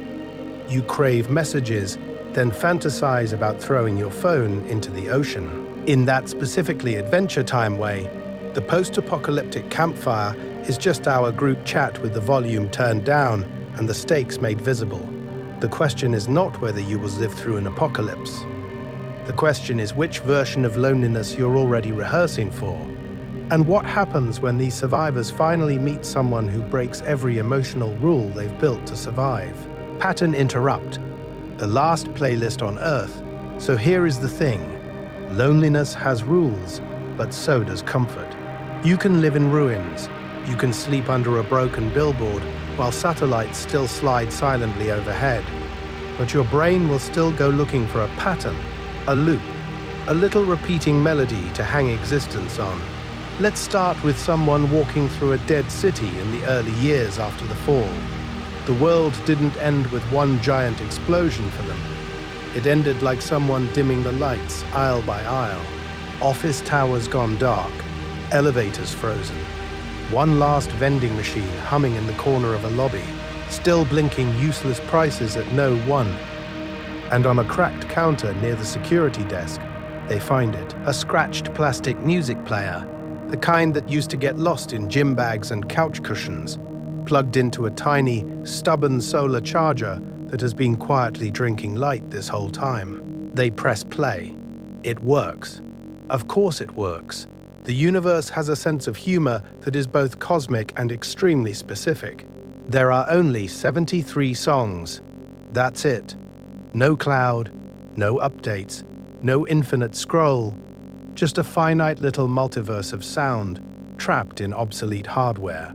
A random mix of pop hits, obscure tracks, one live recording where someone in the crowd keeps coughing, and one or two songs that, for reasons they cannot articulate, make their throat close and their eyes sting every single time. Think about that for a second. In the old world, this playlist would have been an inconvenience. Where's the aux cord? Who stole my account? Why does shuffle hate me? In this world, it becomes sacred. They bring it back to camp. They rig speakers from car parts and wire. The first time the beat drops on some ridiculous dance track, everyone laughs. The second time, they dance. The third time, it's the harvest song, played when the wagons roll in, with vegetables grown in soil that used to be a parking lot. A breakup ballad that once existed to soundtrack someone's messy texts becomes a lullaby. Children who have never seen a skyscraper fall asleep to lyrics about traffic and deadlines, like their ancient spells. An instrumental track with no words at all gets claimed by the radio operator, the one who sits up late sending out bedtime stories into the dark. Every night at the same time they hit play, and that melody becomes the theme of their broadcast, a little beacon at the center of time for anyone still listening. We're going to call this the last playlist on Earth, even though we know statistically there are others out there in other ruins, looping their own tiny timelines. But in this camp, 73 songs are enough to score weddings and funerals, arguments and reconciliations, the moment someone returns from a dangerous scavenging run, and the moment someone doesn't, meaning accretes. Not because the songs change, but because the people do. And at the end of another long day in a universe that has rearranged every rule except the one, where you have to sleep eventually, someone lies down in a salvaged bunk with earbuds that only play in one ear now. They cue up the same track they've heard 1,000 times. No surprise, no novelty, just a familiar voice moving through the air, like a promise that reality, at least in here, will loop exactly the way it always has. Outside, the world is unrecognizable. Inside, the chorus lands in the same place on the same word every single night. And that is enough power to let them drift, slowly, mercifully out of consciousness. Somewhere else, another light blinks on in the ruins, and someone reaches for a different relic of the old world, but we'll get to them in a moment. Rule system synthesis, how the new world works. So here is the thing. That blinking light in the ruins is not random. It's a symptom of a new rulebook quietly writing itself, while the old one rusts away. If the pre-collapse universe ran on invisible code, supply chains, power grids, digital networks, this one runs on rules you can taste, touch, and spill. Let's start with the core survival rules, the ones every child in this timeline learns before they can read. Respect water, not as a background resource, but as the main character. You don't just have water. You track it, clean it, bargain with it. You learn that low places flood, that subway tunnels become underground rivers, that basements are less extra storage and more future pond. Weather stops being small talk and becomes a schedule god. A grey sky is not a vibe. It's a warning about whether you travel, plant, or stay put. Buildings lose their illusion of permanence. A tower is just a slow landslide that hasn't started moving yet. Walls swell with mold. Steel reverts to orange dust. Glass drops in glittering avalanches. You treat every doorway like you're negotiating with a large, sleepy animal that might decide to collapse. And tools, power shifts from the complex to the repairable. A hand pump beats a smart faucet. A bicycle, in this reality, has more power than a sports car without fuel. Social rules mutate just as hard. Cooperation becomes the default setting, not a bonus feature. In real disasters, people help each other more than they panic. Stretched over decades, that instinct crystallizes into trading posts and radio channels that function like embassies. You don't draw weapons there. You don't settle blood feuds over the shared antenna. These are the neutral nodes of the new multiverse of villages. Stories and rituals turn into infrastructure. A bedtime song, a yearly river measuring ceremony, a shared myth about the day the lights went quiet does what social media once did. Sync timelines, align desire, let people feel like they still exist together in a single narrative. Think about that for a second. A lullaby becomes as important as a bridge. Environmentally, the rules are blunt. Nature will reclaim any space you don't actively argue with. Vines pull down billboards, roots crack highways, trees sprout through living rooms. Some technologies outlive their users in almost cosmic comedy. Satellites keep orbiting, blinking over empty cities, the sky's last bureaucracy, while ground-level routers choke on dust. Animals adapt faster than humans. Raccoons become lockpick experts, pigeons inherit downtown. Rats treat the flooded metro like a luxury canal system. Compared to the old world, it's almost honest. Before, you relied on invisible power, a warehouse you never saw, a server farm humming in some desert, a data center at the metaphorical center of time. Now, if you can't point at it, you don't trust it. Reality shrinks to what your hands can fix. And in that, two figures become the bureaucrats of this new order: the radio operator and the library caravan. They don't have offices, but they keep the paperwork of memory and connection. The operator logs voices, routes messages, keeps a mental index of who is still out there. The caravan tracks books, recipes, maps old manuals on pump repair and star charts, moving like a filing cabinet on wheels. They are not generals. They are not mayors. They are the quiet clerks of existence. And somewhere, as the caravan's lanterns fade and the radio static softens, another rule is about to be tested in a place that remembers the old world a little too well. Existential questions in the rubble. And that place that remembers too well is not a fortress, or a lab, or a vault. It's a flat rooftop on the edge of a drowned district, where 3 people and a rusted telescope lie on their backs and stare into a sky that has outlived every manual in the caravan's archive. Let's start with the question they don't quite say out loud. If the world ended slowly, brownouts, empty shelves, one more missed paycheck, one more siren in the distance, did it ever have a single moment of ending at all? Or did the timeline just change phases, the way water becomes vapor, not by explosion but by a quiet rearranging of what counts as normal? Think about that for a second. For the people on this roof, the apocalypse is not a day. It's a gradient they were carried across without noticing exactly where their feet left the old shore. Here is the thing. They are still human. They laugh about the vending machine and the flooded station that hummed for 10 years after the last commuter vanished, like a tiny artificial star with a cola logo.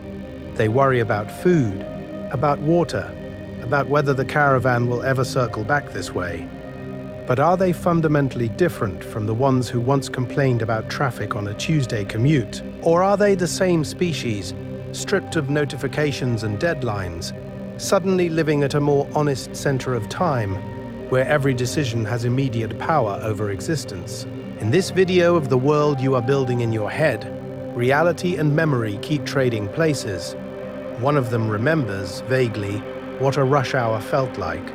Red lights stretching to the horizon, a podcast murmuring about some distant election. The other 2 only know it through stories and decaying infrastructure, through moss-softened billboards and skeletal overpasses that lead nowhere. If no one alive remembers the texture of that old boredom, does that universe still exist in any meaningful way? Or is it just a rumor the ruins are telling?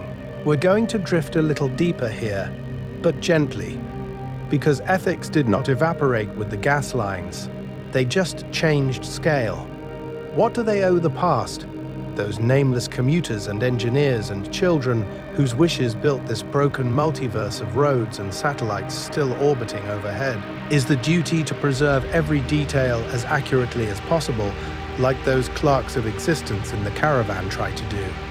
Or is it to reshape the past into stories that help people sleep, help them share water, help them decide which broken machine is worth waking back up? There is no quiz at the end of this.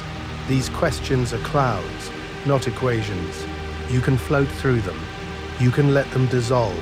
Somewhere, on that roof, someone is about to say something that will tilt all these quiet rules of memory and mercy just a little.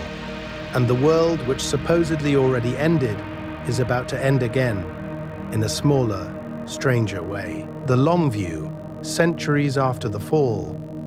So the world ends again, on that roof, in that smaller, stranger way. And then time keeps going anyway. The argument dissolves, the questions drift off like smoke, and the broken machine of the old world does what broken machines always do if you leave them alone long enough. It rusts. It collapses. It turns into landscape. Let's start in a city you would almost not recognize as a city. From above, it is a continuous green ocean, treetops rolling where traffic used to be, roots knitting through old subway tunnels that flooded decades ago when the pumps stopped. Only the tallest, most stubborn structures are still visible, rising out of the canopy like cliffs made of windows, or like a jaw of broken teeth half buried in moss. An office tower becomes a vertical reef.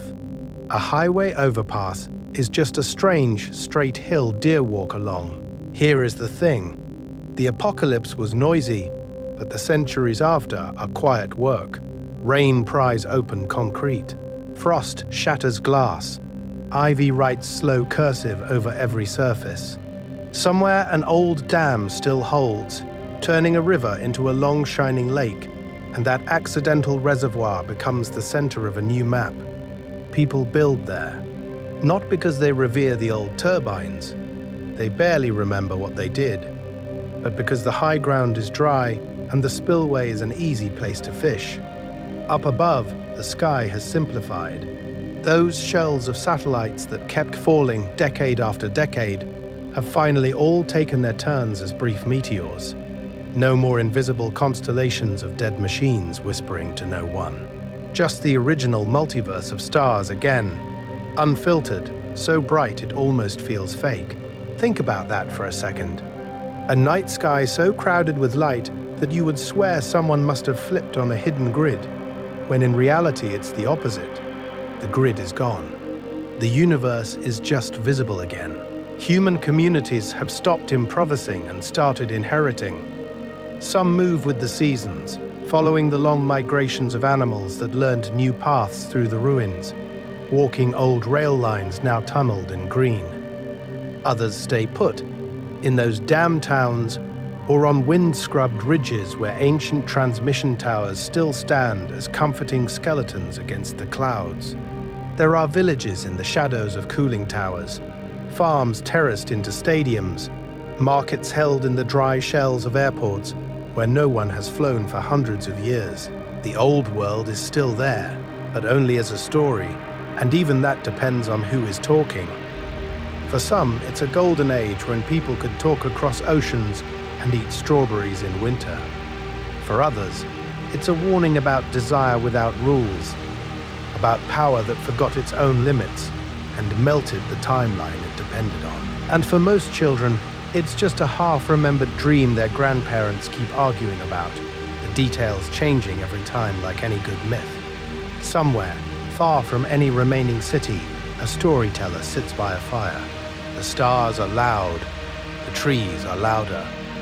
Children lean against each other, already halfway to sleep, as the voice describes a time when the entire planet was lit at night, every coastline traced in fire, every road a river of moving glow. It sounds impossible. It sounds like magic.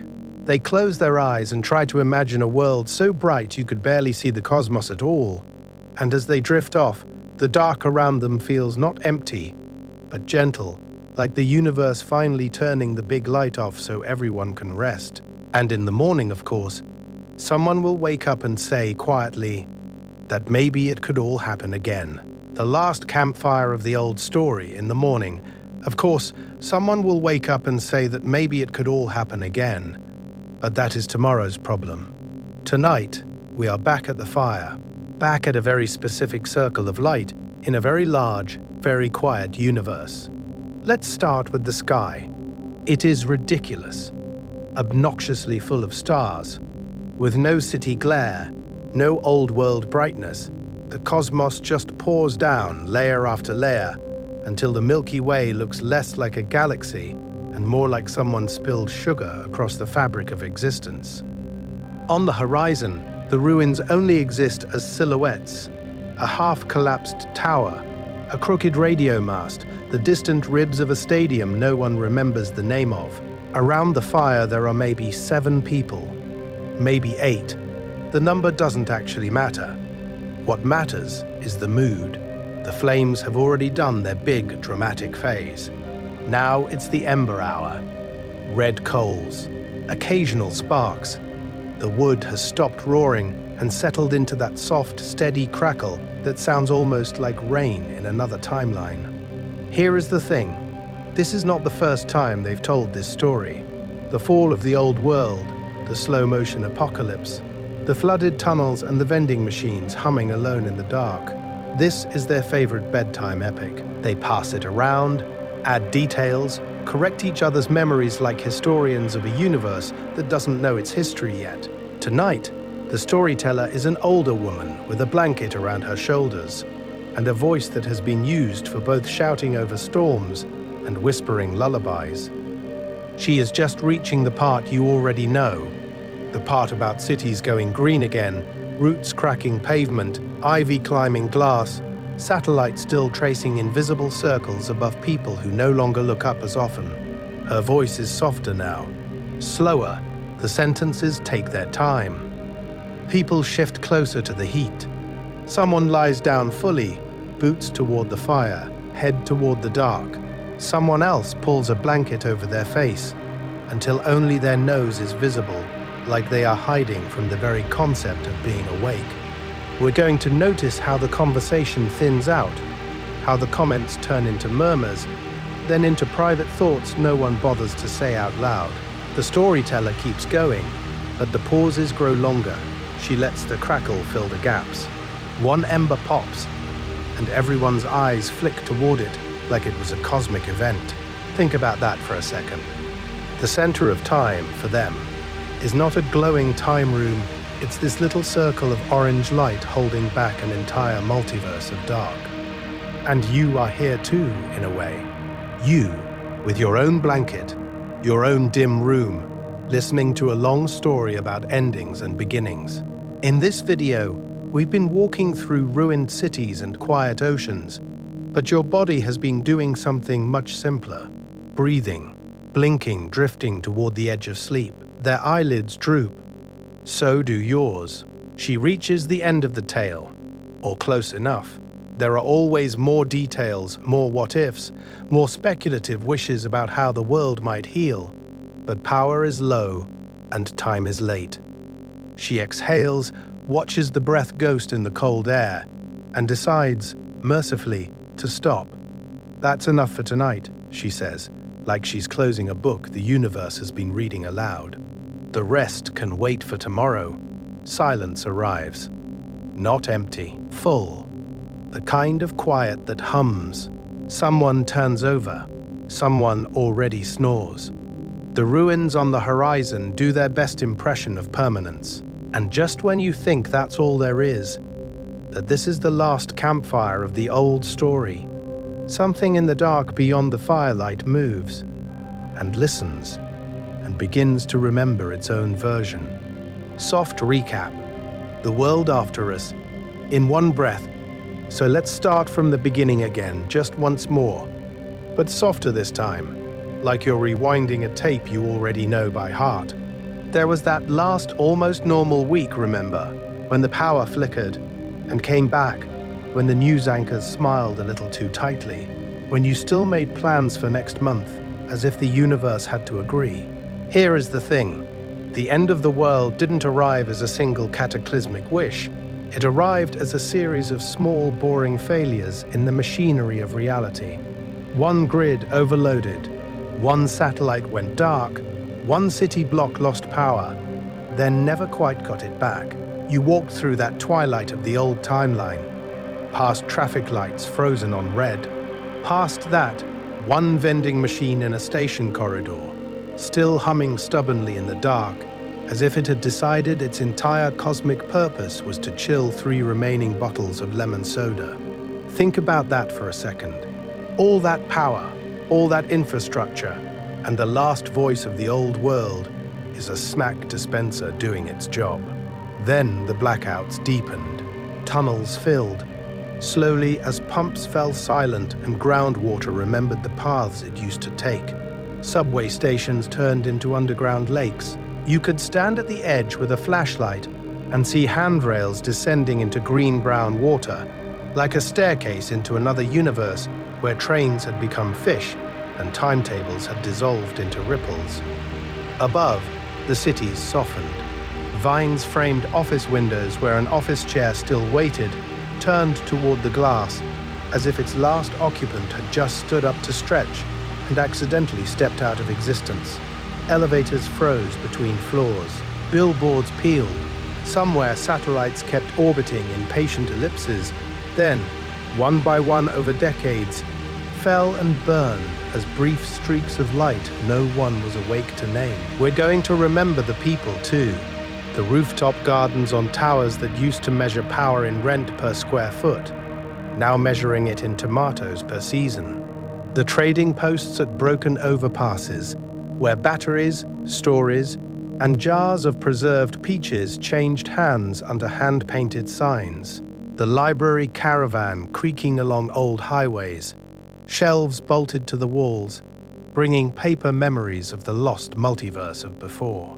And out beyond the street-level markets, that lone radio operator in a skyscraper skeleton, broadcasting bedtime stories into the static, not for ratings, for whoever might be there, for the child in a tent city who only knows skyscrapers as cliffs and parking garages as caves, for whom the old world is already just a collection of myths about flying metal birds and glowing rectangles that granted tiny wishes.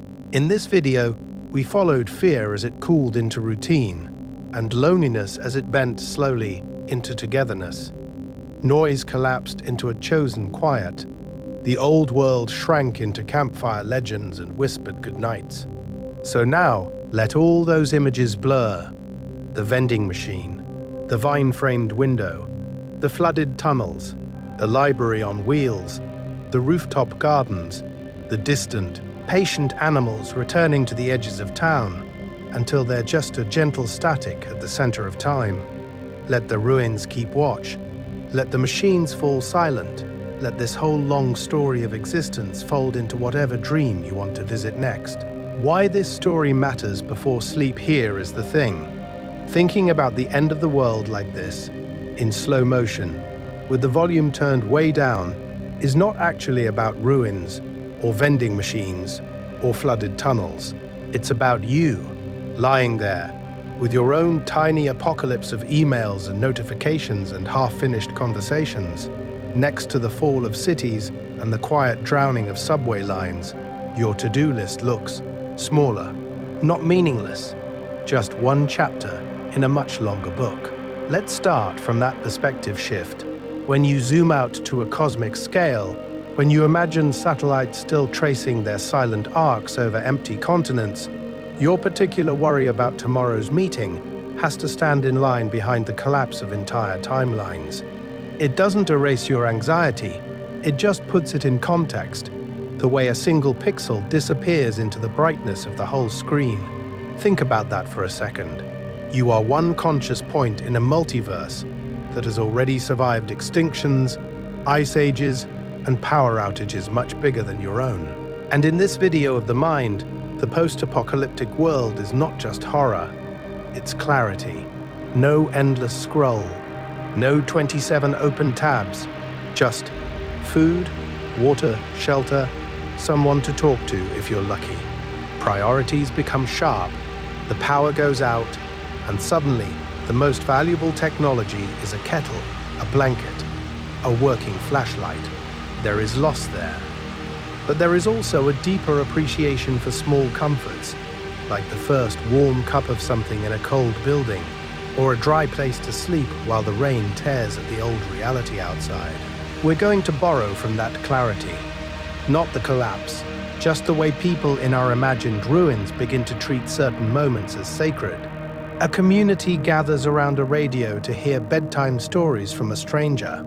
Friends trade seeds and recipes instead of stock tips. Someone spends a full hour just watching the sky, learning the new constellations framed by broken towers. Any one of those can come back with you. Maybe you carry forward the way they share stories, or the way they let silence actually last, or the way they protect sleep like it's a rare resource instead of an optional side quest. Because the old world, the one you're actually in, runs on constant urgency. Notifications as background radiation, time chopped into alerts. You are trained to sprint through your own existence. The post-apocalyptic pace is different, unhurried. No one is doom-scrolling the center of time. They're checking the rain barrel and then sitting down. And you do not need an apocalypse to borrow that rule. You can choose, in this ordinary, unbroken universe, to slow your internal timeline by 5%. By 10, by just enough to feel like a person again. Sleep, in that specifically Adventure Time way, is already a tiny personal end of the world. Every night, your conscious reality shuts down. The universe you've been tracking all day dissolves when you close your eyes. That is a small apocalypse. Then morning comes, and existence reboots. Same body, slightly different parameters. New desires. New power to try again. So let tonight's imagined ending give you permission to let your own world end for a while. Let it go offline. Let the timelines blur. When you wake, the universe will start again, and you will be one chapter further along, carrying whatever quiet you managed to rescue from the ruins. Outro. If you're still awake. So here is the thing. If you are somehow still awake right now, at the end of all this, you have just ridden an entire timeline down to its quietest point and back. You went from humming cities to flooded tunnels, from satellites falling through the atmosphere to campfires in the ruins, and you did it lying perfectly still in the dark. Think about that for a second.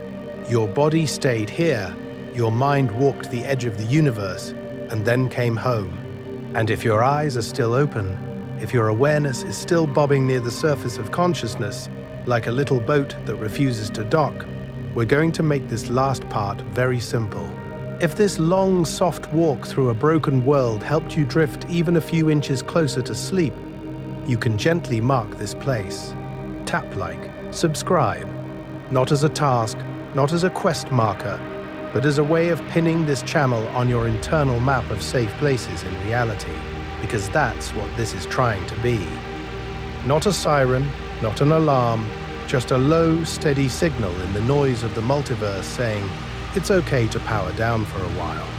In this video, we wandered through abandoned highways and quiet train stations, and those strange post-apocalyptic trading posts where people swap rainwater and stories. If some part of you wants more of that slow, cosmic bedtime lore, you can tell me where to go next. Underwater cities where old subway tunnels have become kelp forests. Space stations still orbiting at the center of time above a sleeping Earth, their automatic lights flicking on and off for no one. Deep forests swallowing radio towers. Tiny caravans crossing frozen oceans. Use the comments like a wish. Spoken clearly, explain this world to me until I fall asleep. What other broken universes does your desire drift toward when the room goes dark? Pattern interrupt. Or maybe you're not hearing any of this. Maybe you checked out somewhere around the flooded subways, or the vending machine humming in the empty mall, or the moment a lost city went dark. That is not a failure. That is the point. If the sound of my voice dissolved into background radiation and you slipped through the gap, then the video did its job with almost bureaucratic efficiency. So if you are awake, you're invited to stay, to come back, to let this channel be one of those quiet outposts you can revisit whenever time feels too sharp. And if you are not, that's fine. You're off in another timeline now, where the rules are softer and the gravity is kind. Either way, I'm going to close the gates gently. I wish you good rest. When you wake up, your world will have rebooted, and in this world at least, the lights will still be here waiting for you. Good night.